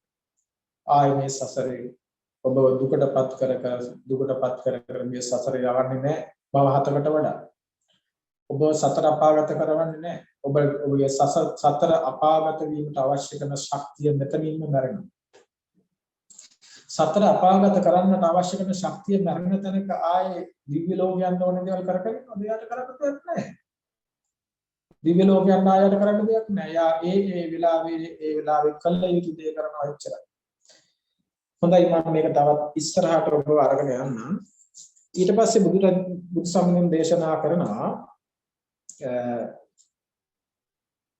හරි අපූර්ව සූත්‍ර දේශනාවක් මට මතක් වෙනවා උන්වහන්සේ දේශනා කරන අපූර්ව සූත්‍රයක් තියෙනවා හරියට ඒක මුළු බුද්ධ ශාසනයම වගේ ඒ සූත්‍රය හරියට බුදු පියාණන් මුළු බුද්ධ ශාසනයම දේශනා කළාගේ මුළු 84000ක් ධර්මස්කන්ධයම එතන තියෙනවා මේ කච්චානගත සූත්‍රය. ඒක මහා පුදුමාකාර සූත්‍රයක්. මහා සක්කාය දිට්ඨිය මහා පෞරකට මහා මිසයිල ප්‍රහාරයක් කියලා කළා. බුදු සමිඳුන් මේ කච්චානගත සූත්‍රය දේශනා කරනවා. මේතනත් සම්මා දිට්ඨියටපත් වීම උන්වහන්සේ දේශනා කරන්නේ. ලෝක සත්‍යය ඇත කියන දෘෂ්ටියෙන් නැත කියන දෘෂ්ටියෙන් පසු වෙනවා. ලෝක සත්‍යය ඇත කියන දෘෂ්ටියෙන් පසු වෙනවා නැත කියන දෘෂ්ටියෙන් පසු වෙනවා. පච්චායනගත සූත්‍රය. ලෝක සත්‍යය ඇත කියන දෘෂ්ටියෙන් පසු වෙනවා, නැත කියන දෘෂ්ටියෙන් පසු වෙනවා. ලෝකයේ ඇතිවීම දක්න කෙනාට නැත යන දෘෂ්ටිය දුරු වෙනවා. ලෝකයේ නැතිවීම දකින කෙනාට ඇත යන දෘෂ්ටිය දුරු වෙනවා. මා මේ කියන ටික ඔබ හොඳින් අසන්න. ඔබට මෙච්චර කල් භාවනා කරන්න කිව්වේ මේ දෘෂ්ටි දෙක දුරු කරන්නයි. දෘෂ්ටි දුරු කරන්න භාවනා කරනවා කියලා කිව්වේ නෑ. හැබැයි ඔබට භාවනා කරන්න කිව්වේ මේ දෘෂ්ටි දෙක දුරු කරන්න. මුලින්ම බුදු සසුන දේශනා කරන්නේ ලෝක සත්‍යය ඇත යන දෘෂ්ටියෙන් පසු වෙනවා, නැත යන දෘෂ්ටියෙන් පසු වෙනවා. ලෝකයේ ඇති මොන ලෝකද? ස්කන්ධ ලෝකයේ. ස්කන්ධ ලෝකයේ ඇතිවීම දකින්න කෙනාට නැත යන දෘෂ්ටිය දුරු වෙනවා. ස්කන්ධ ලෝකයේ නැතිවීම දකින්න කෙනාට ඇත යන දෘෂ්ටිය දුරු වෙනවා. ස්කන්ධ ලෝකයේ සමුදය දකින්න කෙනාට නැත යන දෘෂ්ටිය දුරු වෙනවා. ස්කන්ධ ලෝකයේ නිරෝධය දකින්න කෙනාට ඇත යන දෘෂ්ටිය දුරු වෙනවා.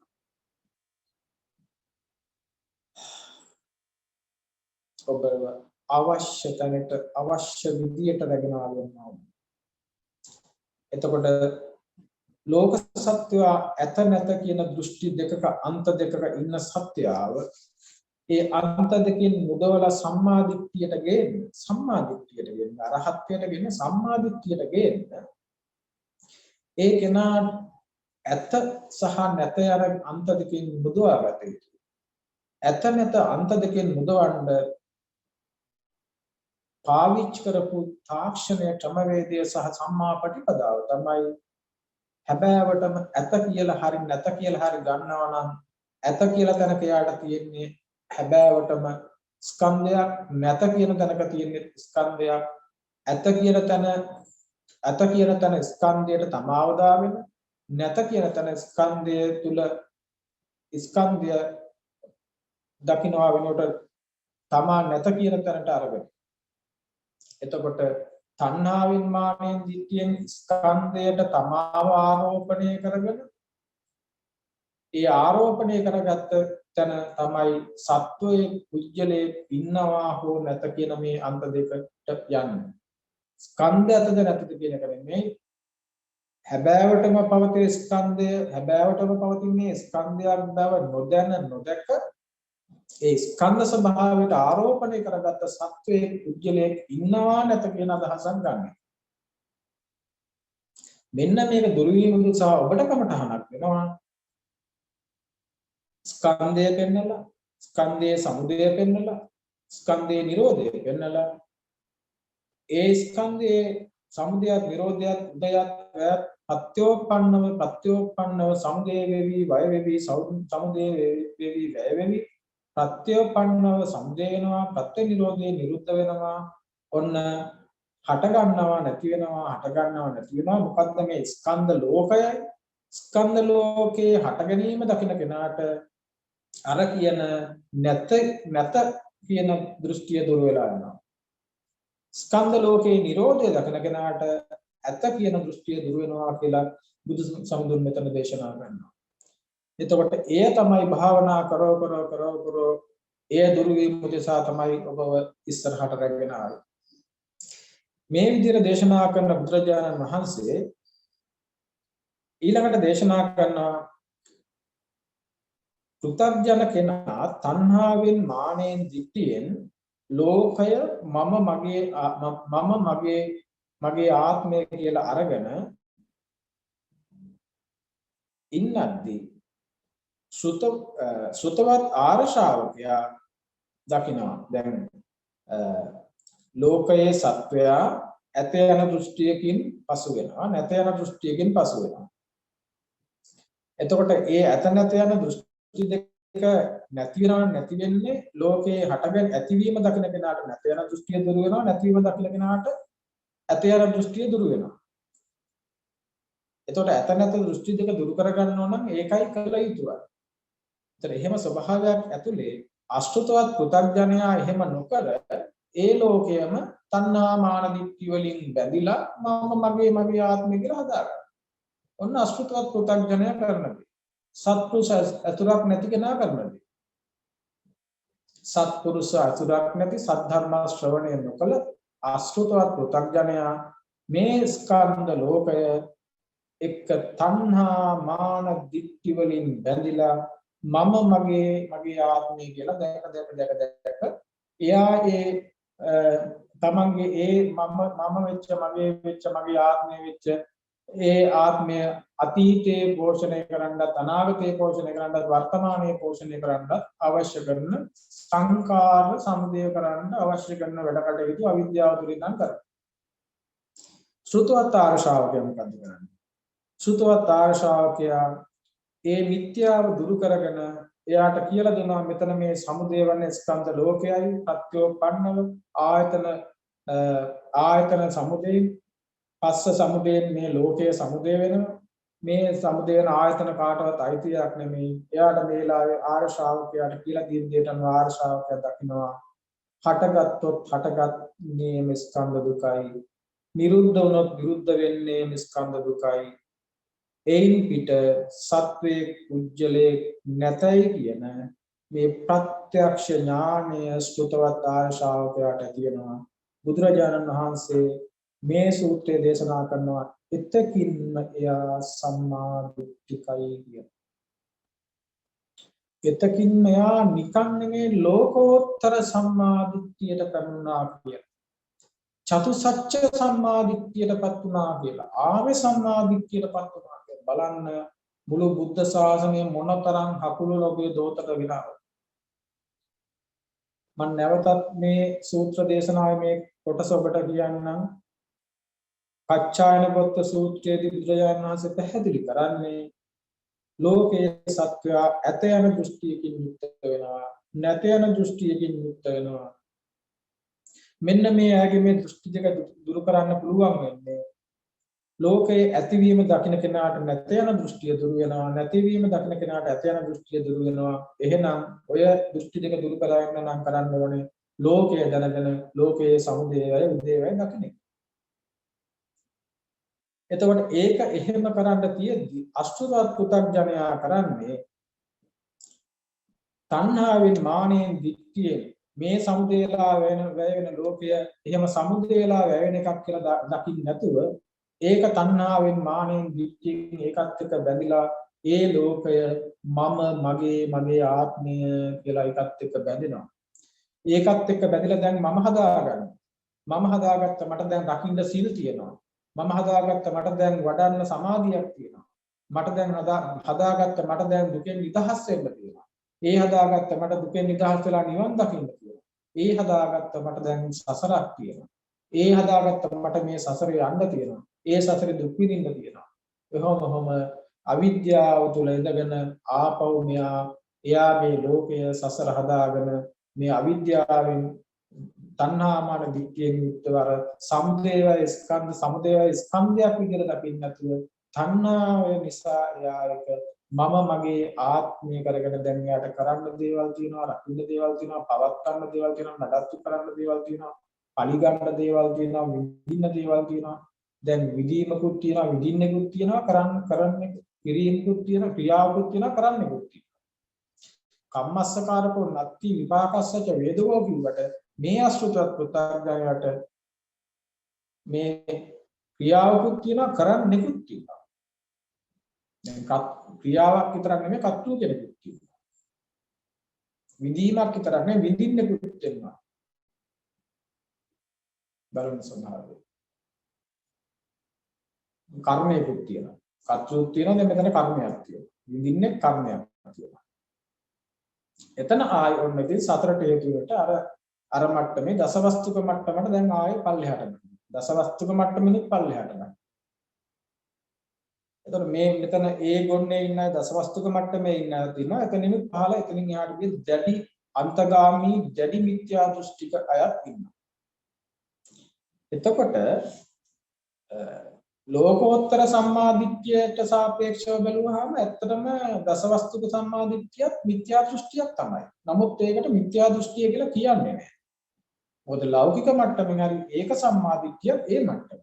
ඒක ඒ මට්ටමට සම්මාදිට්ඨියක් වුණාට ලෝකෝත්තර සම්මාදිට්ඨියට සාපේක්ෂව නම් ඒකත් මිත්‍යා දෘෂ්ටියක්.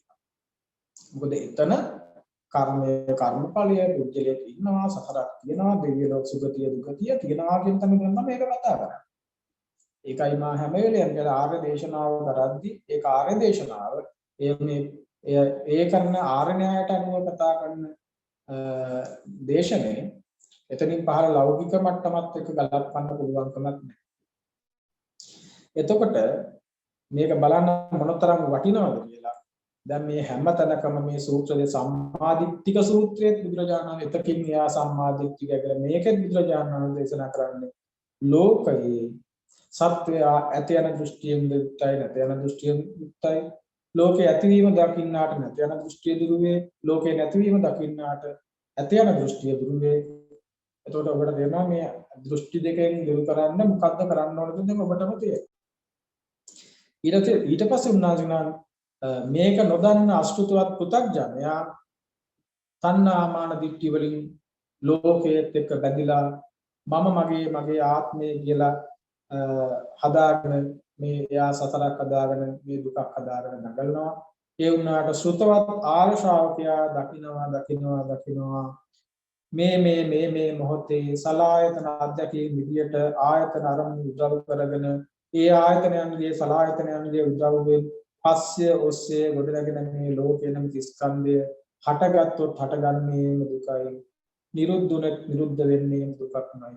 හටගත්තොත් හටගන්නේම දුකක්මයි. නිරුද්ධුනොත් නිරුද්ධ වෙන්නේම දුකක්මයි. ඒ නිසා එවැනි ස්වභාවයක් තුල පැවතිය හැකි ගත යුතු වටින හොඳ දෙයක් මේ ලෝකයේ තුල ගන්න දෙයක් නෑ. හැම තැනකම දකින්න තියෙන දුකක්මයි කියලා යාට අවබෝධ වෙනවා. බුදුරජාණන් වහන්සේ දේශනා කරනවා ඒ පුජ්‍යල එහෙම හටගත්තොත් හටගන්නේද දුකක්මයි. නිරුද්ධුනොත් නිරුද්ධ වෙන්නේම දුකක්මයි. ඒ හැරෙන්නට දකින්නවත් ගන්නවත් මම මගේ කියලා ස්වභාවයක්වත් සත්ව පුද්ගල ස්වභාවයක්වත් නැතයි කියන ප්‍රත්‍යක්ෂ ඥාණයට එදිනව පැමිණෙනවා. ඒ ප්‍රත්‍යක්ෂ ඥාණයට පැමිණීමම ඔහුගේ සම්මා දිට්ඨියයි කියලා බුදුරජාණන් වහන්සේ දේශනා කරනවා. පැහැදිලිද ඔබට? නැවතත් මම මේ සිහිපත් කරනවා. ලෝකයේ අන්ත දෙකක් තියෙනවා. ඇත යන අන්තයත් නැත යන අන්තයත්. ලෝකයේ ඇතිවීම දකින්න කෙනාට නැති යන දෘෂ්ටිය දුරු වෙනවා. ලෝකේ නැතිවීම දකින්න කෙනාට ඇත යන දෘෂ්ටිය දුරු වෙනවා.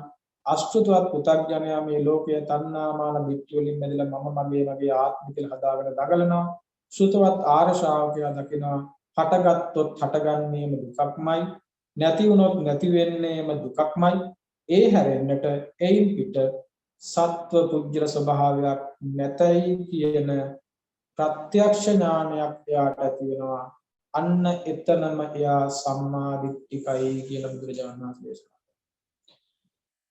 ඒ නිසා සම්මා දිට්ඨියේ ස්වභාවය ඔබට හොඳට තේරුම් ගන්නට ඔය කාරණාව හොඳටම ප්‍රමාණවත් කියලා මම විශ්වාස කරනවා. බුදුරජාණන් වහන්සේ තව තවත් මේ මධ්‍ය තේරුම් ගන්න මේ මැද මාවත තේරුම් ගන්න අන්ත දිකෙන් මිදින තනයි මධ්‍යම ප්‍රතිපදාවට පැමිණෙන්නේ. බුදුරජාණන් වහන්සේ මේ ලෝකේ පහළ වෙලා උන්වහන්සේ මුලින්ම සිදු කර මංගල ධර්ම දේශනාවේ මේ අන්ත දෙකෙන් මුදවලා සම්මා දිට්ඨියටපත් වෙන්නමයි දහම් විශ්නේ. ඒක අහලායි මේ ලෝකේ එකම එක මිනිස්සු පමණයි සම්මා දිට්ඨියටපත් උනේ කොණ්ඩඤ්ඤ තාපසතුමා. බුදු පියාණන් වහන්සේ එතන දේශනා කරන්නේ මහණෙනි අත්හල යුතු අන්ත දෙකක් තියෙනවා. ද්වේ මේ වික්කවේ අන්තා පබ්බජිතේන සේවිතබ්බා පැවිද්දා විසින් සේවනය නොකළ යුතු අන්ත දෙකක් තියෙනවා. මොකද්ද අන්ත දෙක? යෝචායන් කාමේසු කාමසු කල්ලිකාමියෝගෝ හීනෝ ගම්මෝ පතුජ්ජනිකෝ අනවිවනත් සම්තෝ යෝචායන් අත්තබිලමතාන් යෝගෝ දුක්ඛෝ අනවිවනත් සම්තෝ. ඒ නිසා මෙතන දේශනා කරන මෙතනත් මේ අන්ත දෙකක් තියෙනවා. ඒ අන්ත දෙක කියන්නේ මේ ශරීරයට අධික සැප දීමක් හා ශරීරයට අධික දුක් දීමක්වත් කියලා නෙමෙයි. එතනින් එහාට ගිය අන්ත දෙකක් තියෙනවා.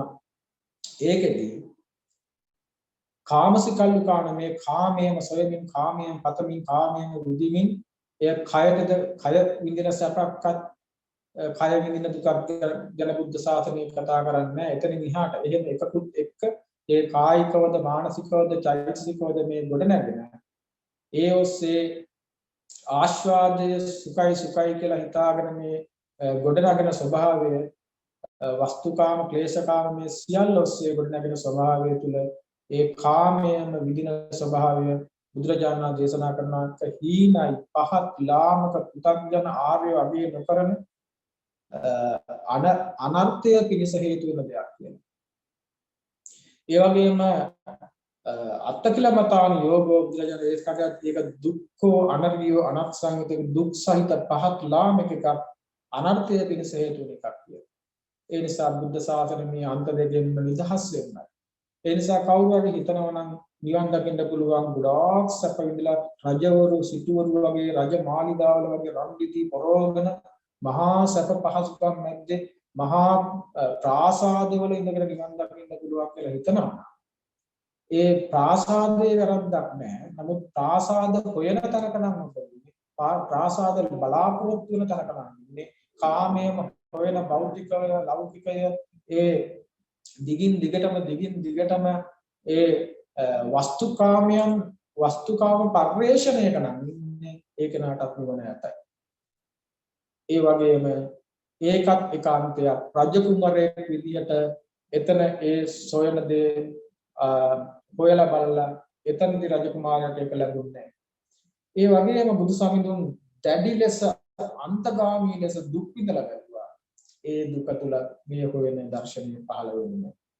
නොකා නොබී හිඟන්න වගේ කාණු කල්ලේ වැටිලා ඉඳලා පිරිසිදුව නාන්නේ කන්නේ බොන්නේ නැතුව ජීවිතේ අපායක් වගේ කැමැත්තෙන් කරගෙන විදින ස්වභාවය තුල බුද්ධ ශාසනය තුල ඒකත් අන්තයක්.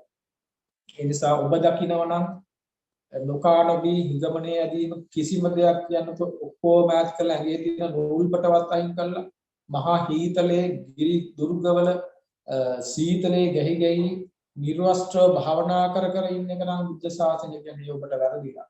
එහෙම දුක් විඳලා ලබන නිවනක් ගැන මේ බුද්ධ ශාසනය කරන්නේ නැහැ. ඒ වගේම මහා මාලිගාවල මැති අමතුරුන්ගේ උකුලට වෙලා තුරුල් වෙලා පුරතල් වෙවි ගත කරන ජීවිතයක් තුළ ලබන නිවනක් ගැන කතා කරන්නේ නැහැ. මේ නිවන කතා කරන්නේ එතන යම් කිසි මට්ටමකට මැදට එනවා මැද දකින්න. එතෙන්දී මැදට පැමිණීමේ මූලාරම්භයක් කියනවා සුවසේ ජීවත් වෙමින් පහසුවෙන් ජීවත් වෙමින් යථාර්ථ ආස්වාදයේ ආදීනව දකිමින් ස්කන්ධයන්ගේ යථාර්ථය දකිමින් ඒ උදේය ස්වභාවය දකින්න මහා පීඩාවලින් ඈත් වෙලා මහා කාම්භෝගී ජීවිතවල ඈත් වෙලා සුව පහසුව සෝසේ මේ වඩාගෙන යන මගක් නේ. මජ්ක්‍ධිමා පටිපදා තථාගතයන් වහන්සේ. මොකද්ද මේ මජ්ක්‍ධිමා පටිපදාව නැමැති ආරෂ්ඨාංගික මාර්ගය? මොකද්ද මේ මජ්ක්‍ධිමා පටිපදාව නැමැති සම්මා පටිපදාව? උන්වහන්සේ දේශනා කරනවා යෝ උභෝ අන්තේ අනුපගාම. අන්ත දෙකකට නොපැමිණ. දැන් ඔබට මම මේ ප්‍රායෝගික පැත්ත මේ කියන්නේ. දැන් හොඳට අහගන්න මජ්ජේ සූත්‍රයට අනුව අන්ත දෙකකට නොපැමිණ. යෝ උභේ අන්තේ යෝ උභේ අන්තේ විදිත්වාන යෝ උභෝ අන්තේ විදිත්වාන අන්ත දෙක දැකලා උභෝ අන්ත දෙක දැකලා උභය කියලා කියන මේ දෙකක් කියන එක අන්ත දෙක දැකලා මජ්ජේ මත්තා න ලිප්පති මජ්ජේ මත්තා න ලිප්පති මධ්‍ය නුවණින් දැකලා න ලිප්පති නොයලෙන්න. යෝ උභෝ අන්තේ විදිත්වාන අන්ත දෙක දැකලා අන්ත දෙක දැකලා මධ්‍ය අන්ත දෙක පිළිබඳ අවබෝධයෙන් නුවණින් මධ්‍යේ නොයැලෙන්න කියන. කියන්නේ මධ්‍යේ නොයැලෙන්න කියලා කියන්නේ මැදට එන්න කියන්නේ නැහැ. මජ්ජේ මත්තා නලිප්පති. එතකොට මේ අන්ත දෙකේ යථා ස්වභාවය දැකලා නුවණින් යුක්තව මැද්දේ නොයැලෙන්න කියලා කියනවා. තම් රෝහි මහා පොරිසෝති සෝද සිබ්බති මච්චදා. මේ සිබ්බණී කියන තණ්හාව දුරු කරනවා කියනවා ඒ උතුම් මහා පුරුෂයා. සිබ්බණී කියන තණ්හාව දුරු කරන මහා පුරුෂයා වෙන්නේ මෙන්න මේ ස්වභාවයටපත් වීම. මොකද්ද ස්වභාවය? යෝගවන්තේ විදිතා. මේ අන්ත දෙක නුවණින් අන්ත දෙක දැකලා නුවණින් යුක්තව දැකලා මැද්දේ නොයැලෙන්න කියනවා. දැන් මැද්දේ නොයැලෙන්න කියනවා නිසා මැදට එන්න කියලා බුද්ධ ශාසනය කියලා දැන් හැමතැනම උගන්වනවා අන්ත දෙකක් තියෙනවා. ඒ අන්ත දෙකට යන්නේ නැතුව මැදට එන්න කියලා. එතන විවිධ විදියට උගන්වන අතීතයේ ඒකාන්තයක්, අනාගතයේ තවාන්තයක්, මැදයි නිවන, මැද තමයි නිවන, මේ මැදේ තමයි නිවන කියන්නේ. එතකොට බුදුරජාණන් වහන්සේ මේ දේශනාව කරන්නේ මැද ඉන්න නෙමෙයි. මැද ඇලෙන්න නෙමෙයි. මැද නතර වෙන්න නෙමෙයි. ඒ නිසා උන්වහන්සේ ඒක විවිධ විදියට උන්වහන්සේ දේශනා කරනවා. අතීතෝ ඒකවන්තෝ අනාගතෝ ද්විතීයවන්තෝ වර්තමාන මජ්ජේ. එතකොට මේ විවිධ විදියට මේක විවිධ විදියට බුදුරජාණන් වහන්සේ දේශනා කරන දැන් මේ මුළු ලෝකයම දැන් ඔබ මේක ප්‍රායෝගිකව මුළු ලෝකයම මේ ද්විත්වය තුලයි ක්‍රියාත්මක වෙන්නේ. මේක ද්විතාවය කියලා. මේ ද්විතාවය තුල ද්විත්වය තුල තමයි මුළු විශ්වයම ක්‍රියාත්මක වෙන්නේ. මේ විශ්වයම ක්‍රියාත්මක වෙන මේ ද්විතාවය තුල ඒ ද්විතාවය ගොඩනගලා තියෙන සාපේක්ෂතාවයක් මත. මුළු විශ්වය තුලම තියෙන මේ ද්විතාවය ගොඩනගලා තියෙන සාපේක්ෂතාවයක් මත. සාපේක්ෂතාවයක් පවතිනකන් තමයි ද්විත්වයක් තුල තියෙන්නේ.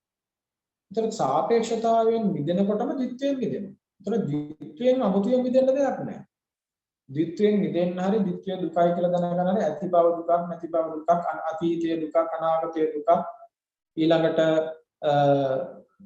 තව දේවල් දුකයි එහෙම කියලා මේකෙන් මිදෙන්න අවශ්‍යතාවයක් නැහැ.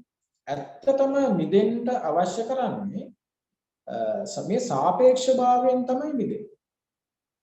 එතකොට සාපේක්ෂභාවයෙන් මිදලා නිරපේක්ෂත්වයට එනකොටම සාපේක්ෂභාවයෙන් මිදලා නිරපේක්ෂ වෙනකොටම දිට්ඨියෙන් මිදලා. එතකොට මෙන්න මේ ස්වභාවය ඔබට හොඳට දෙන මේ මුළු ලෝකයේම ගොඩනැගිලා තියෙන දිට්ඨියක් මත. දුතාවයක් මත. සුදු කළු උස කොට සැප දුක එළිය අඳුර කැමැති අකමැති ලාභ අලාභ ආයස නින්දා ප්‍රශංසා සැප දුක සම්මා මිච්ඡා ධර්ම අධර්ම හොඳ නරක කැමැති අකමැති මෙන්න මෙවැනි ස්වභාවයක් මත තමයි මේ සියලු මුළු විශ්වයම මුළු ලෝකයම නිර්මාණය වෙලා තියෙන්නේ. එතකොට මේ නිර්මාණය වෙලා තියෙන මේ ලෝකය මත මේ ස්වභාවය තුළ මෙවන්නක් නිරූපණය වෙන්නේ සාපේක්ෂතාවයක් සාපේක්ෂකර ස්වභාවයක් පවතිනකන් දකින්නකන් විතරයි. සාපේක්ෂතාවයෙන් නිදහස් වෙනකොටම ලෝකයෙන් නිදහස් වෙන්න පුළුවන්කම තියෙනවා. ඒතර ඇත්තටම ලෝකයෙන් නිදහස් වෙනවා කියලා කියන්නේ සාපේක්ෂතාවයෙන් අයින් වෙනවා. සාපේක්ෂතාවයෙන් අයින් වෙනකොටම අන්ත දෙකෙනුම නිදහස් වෙනවා. එතකොට ඒක නිසා බුදුරජාණන් වහන්සේ දේශනා කරනවා ඇත යන එක අන්තයක් නැත යන එක අන්තයක් ඒ මැදේ යථාර්ථ මැදට එන්න කියලා කියන්නේ නැහැ. මැද ඉන්න කියලා කියන්නේ නැහැ. මැදින් මිදෙන්න තමයි බුදුරජාණන් වහන්සේ දේශනා කරන්නේ. ඒ නිසා මැදින් මිදෙන්න දේශනා කරන ධර්මයක් මේක. එතකොට මෙතන මේක ඊටත් වඩා බොහොම ගැඹුරින් දේශනා කරන මෙතන මේ පස්සය කියන පස්සේ ඒකාන්තයක් පස්ස සමුදය තව අන්තයක් පස්ස නිරෝධය මැදේ. එතකොට මෙතන මේ පස්සේ කියලා දේශනා කරන්නේ මේ අපි පස්ස කියන චෛතසිකය ගැන නෙවෙයි.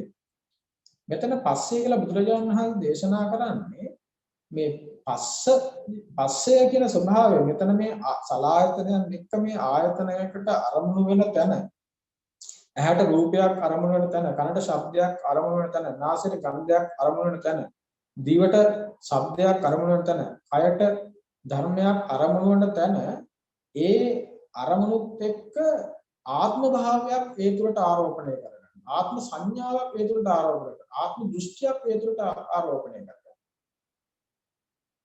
මෙන්න මේ ආරෝපණය කරගන්න ස්වභාවය තුළ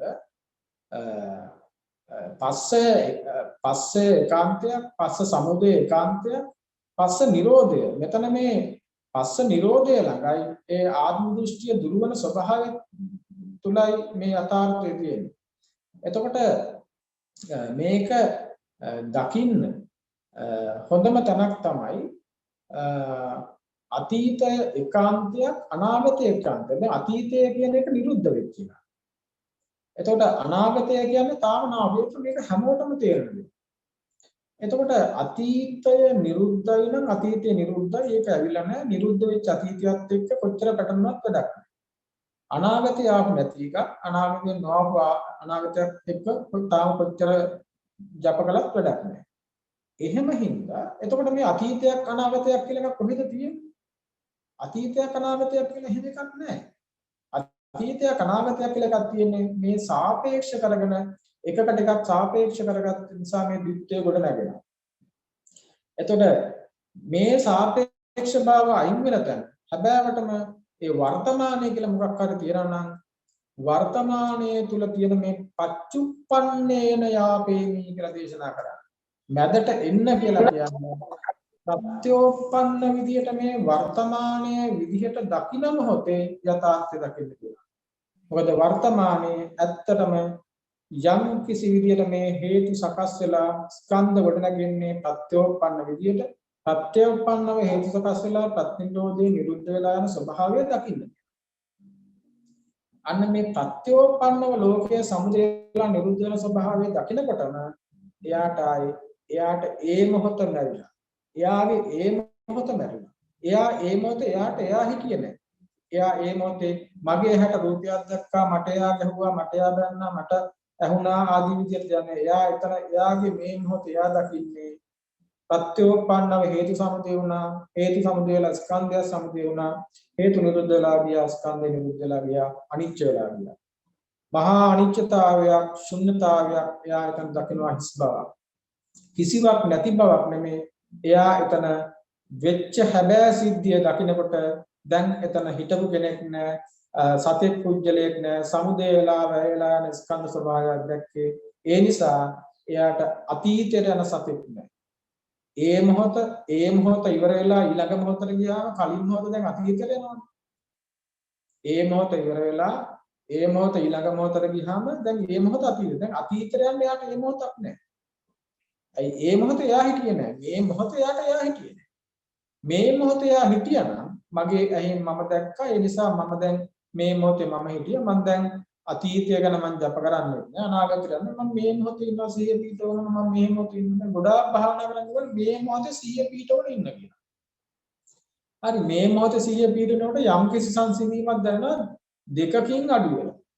අතීතයෙන් අඩු වෙලා අනාගතයෙන් අඩු වෙලා එයා මේ මොහොතේ ඉන්න නිසා අර දෙකෙන් එන පීඩාව අඩුයි. අර දෙකෙන් එන පීඩාව අඩුයි කියන්නේ එයා ලෝකයෙන් මිදිලා නෑ. තාමත් ලෝකයේ තුල ඒ දෙකම හද ඉන්නවා.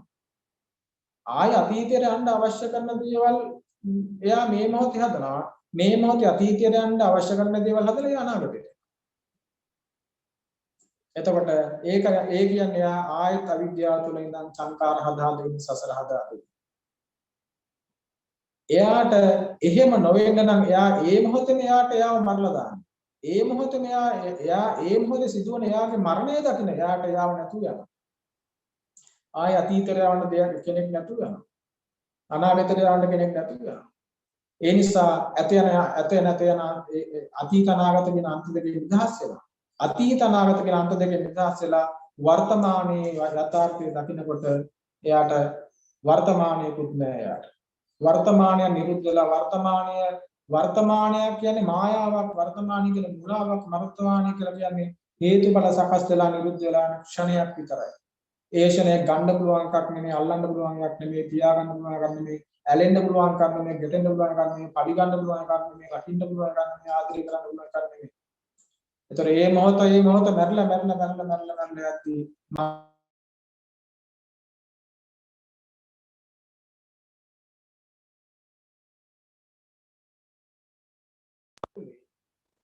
එහෙම ස්වභාවයක් තුළ එයා මේ යථාර්ථය දැක ඉස්සරහට යනවා. මෙහෙම යථාර්ථය දැක ඉස්සරහට යද්දී ඕනනම් දැන් ඇත කියන එක අන්තයක් නම් නැත කියන එක අන්තයක් නම් එතකොට උපේක්ෂාව කියලා කියන්නේ මැද නෙමෙයි. ඒතර සමහරු හිතන උපේක්ෂකර ස්වභාවය කියලා කියන්නේ ඒක සිටිය යුතු තැනක් කියලා.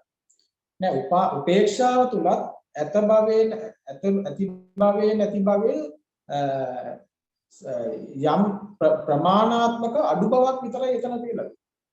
එතකොට උපේක්ෂර ස්වභාවය නෙමෙයි ඇත යන එක අන්තයක් කියලා ඇති බවෙන් අයින් වෙලා නැති යන එක අන්තයක් නැති බවෙන් අයින් වෙලා උපේක්ෂකර ස්වභාවය තුල ඉන්න නෙමෙයි කියන්නේ ඒ උපේක්ෂකර ස්වභාවය තුල හැබෑවටම ඒ උපේක්ෂාව තුල හැබෑවටම පවතින ඒ උපේක්ෂකර ස්කන්ධයේ යථාර්ථය දකින්න ඕන. ඒ දකින්නකොට උපේක්ෂාව දුරු වෙලා යනවා. ඒ උපේක්ෂාව දුරු වෙලා ගිය උපේක්ෂාව පවතිනවා. උපේක්ෂාතර උපේක්ෂාව රහතන් වහන්සේලා තුල පවතින.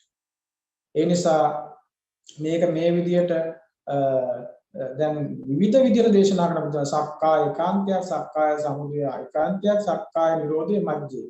අතීත ඒකාන්තයක්, අනාගත තවාන්තයක්, වර්තමානයේ මජ්ජේ කියලා. ඇතය අනේක ඒකාන්තයක්, නැත අනේක ඒකාන්තයක් මේ විදිහට මේ විවිධ විදිහට බුදුරජාණන් වහන්සේ මේ සම්මා දිට්ඨියටපත් වීම මැද්දේ යථාර්ථය දකින්න තමයි සිද්ධ වෙන්නේ කියන එක දේශනා කරනවා. ඒ නිසා ඒකට තමයි ක්‍රමානුකූලව විදසුන් නෝන වඩද්දි දැන් කියනනේ දරුවනේ අන්ත දෙකක් තියෙනවානේ. දැන් ඔබ වැඩියෙන්ම කන්න කැමති මොනවද කියලා අහුවොත් හිතන්න වැඩියෙන්ම බොන්න කැමති දේවල් බැලුවොත් බොන්න කැමති රසම රස මිහිරි අඹ යුෂා. දැන් මේක ඔබේ කැමැති භවයේ කෙලවරම තියෙනවා.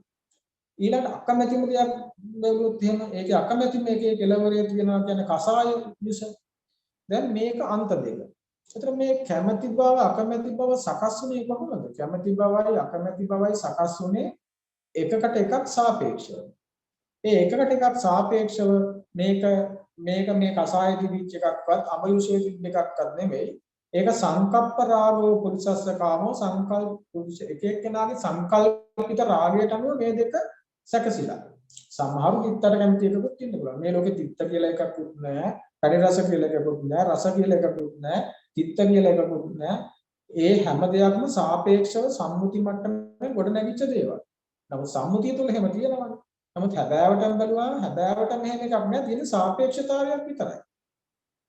එතකොට මේ සාපේක්ෂතාවය ඔන්න දැන් විදර්ශනා වඩද්දි මේවා සංකල්පීමය හැදෙන දේවල් කියලා තේරෙනවාම එයාගේ ටික ඒක අර පොඩ මැදට එන්න පුළුවන් වෙනවා. ඒ කියන්නේ අඹ රසට දැඩීව ගිජු වෙලා ඒවම රස විඳින්න තියෙන ආශාව කියන එකට ඒක කැමැත්තක මට්ටම විතර ටික එනවා.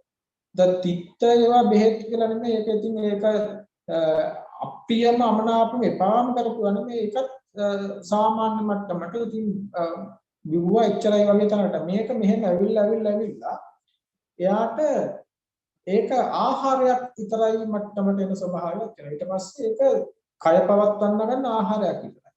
එතෙන්දි බලන්න මේක මොනවද පලාද බද්ද හාල්ද අමුද මස්ද එතකොට මස් වලින් සත්තු දකින්නවද කරවල වලින් සත්තු දකින්නවද හාල් මැස්සන්ගෙන් සත්තු දකින්නවද පලා වලින් සත්තු දකින්නවද කුණු විච්ච දකින්නවද හොඳ ඒවා දකින්නවද එහෙම මේ අමුතු මේවට අමුතු සත්පුද්ගල ස්වභාවයන් ආරෝපණය කරන මෙහෙම එකක් නැහැ.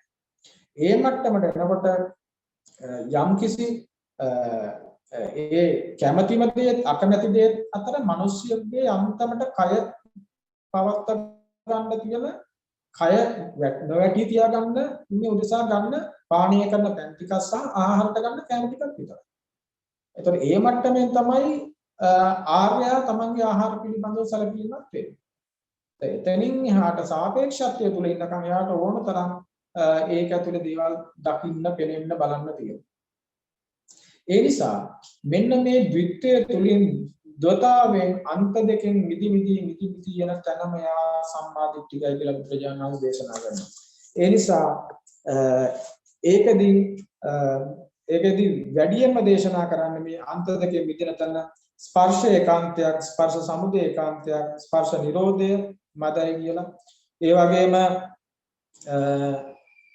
අතීත ඒකාන්තයක්, අනාගත ඒකාන්තයක්, මේ පච්චුප්පන්න මේ මොහොත ප්‍රත්‍යෝපන්නව නිරුද්ධලා යන මේ මොහොතේ යථාර්ථය දැක්කාම ඒ යථාර්ථයේ දැකීම තුළින් එයා මධ්‍ය දර්ශනයටපත් වෙනවා, මජ්ක්‍ධිම ප්‍රතිපදාවට පැමිණෙනවා, සත්‍ය අවබෝධයටපත් වෙනවා, සම්මා දිට්ඨියටපත් වෙනවා කියලා.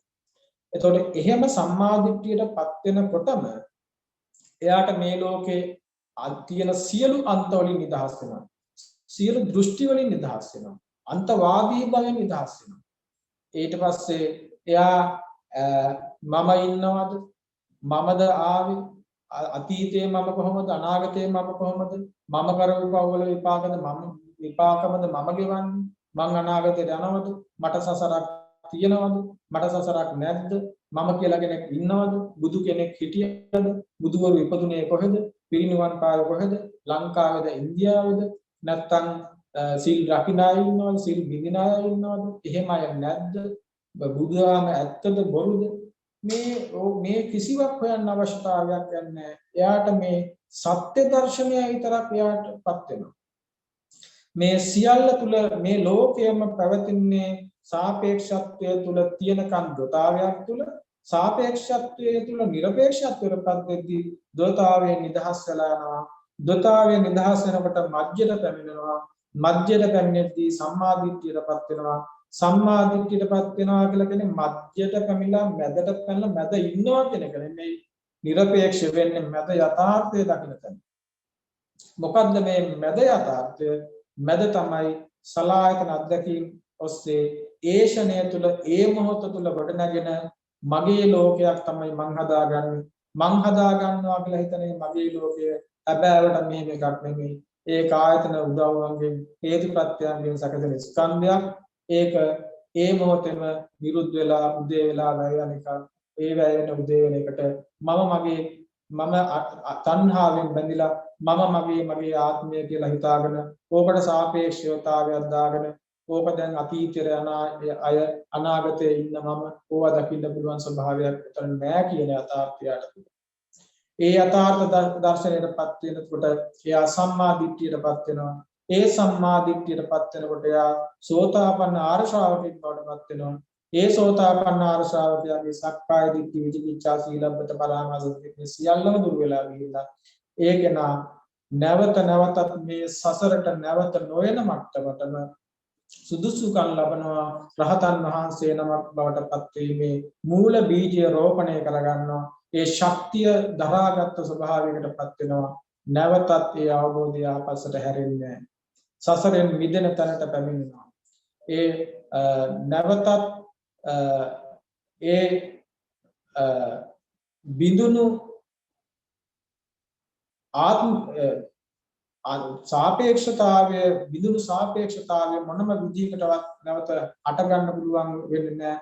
ඒ නිර්පේක්ෂත්වයටපත් වෙලා. එතකොට මේ සාපේක්ෂතාවයටපත් වීම එක්ක ඇති වෙන සම්මා දිට්ඨිය වැඩිලා අනාගාමී අරිහත් වෙනකොට ඒ පරිපූර්ණත්වයටපත් වෙනවා. පරිපූර්ණයෙන්ම නිර්පේක්ෂත්වයටපත් වෙනවා. ඒකට කියන අරහත්ත්වය කියලා. ඒ නිසා මේ බුද්ධ ශාසනය තුල ඔය කියන සම්මා දිට්ඨියටපත් වෙන්න මේ කියන ප්‍රතිපාදන හොඳටම ප්‍රමාණවත්. ඒ ප්‍රතිපාදන වලින් සම්මා දිට්ඨියටපත් වෙලා ලෝකේ නිදහස් වෙන්න පිරති ඔබ හැමදෙනාටම මේ උතුම් දේශනාව එකසේ හේතු වේවා වාසනාව වේවා කියලා ආශිර්වාද කරනවා. හැමදෙනාටම සම්මා සම්බුදු සරණයි. සාදු සාදු. චක්කවඩං කීතරත්ත සුපාදෝ ලක්ඛන මණ්ඩිත ආයත පානි චාමර ඡත්ථ විභූසිත පාදෝ ඊසහිතුයි හේ පිතා නාරසීහෝ සක්කේ कुमार वारो सुखुमालो लखन विथत पुण्य शरीरो लोकहिताय गातो नारवीरो ऐसहि तुई है पिता नारसिंहो पुण्य सशंख निभो मुख वन्नो देव नारायण पियो नार नागो मत्त गजिंद विलासित गामी ऐसहि तुई है पिता नारसिंहो खत्तिय संभव अंग कुलीनो देव मनुष्य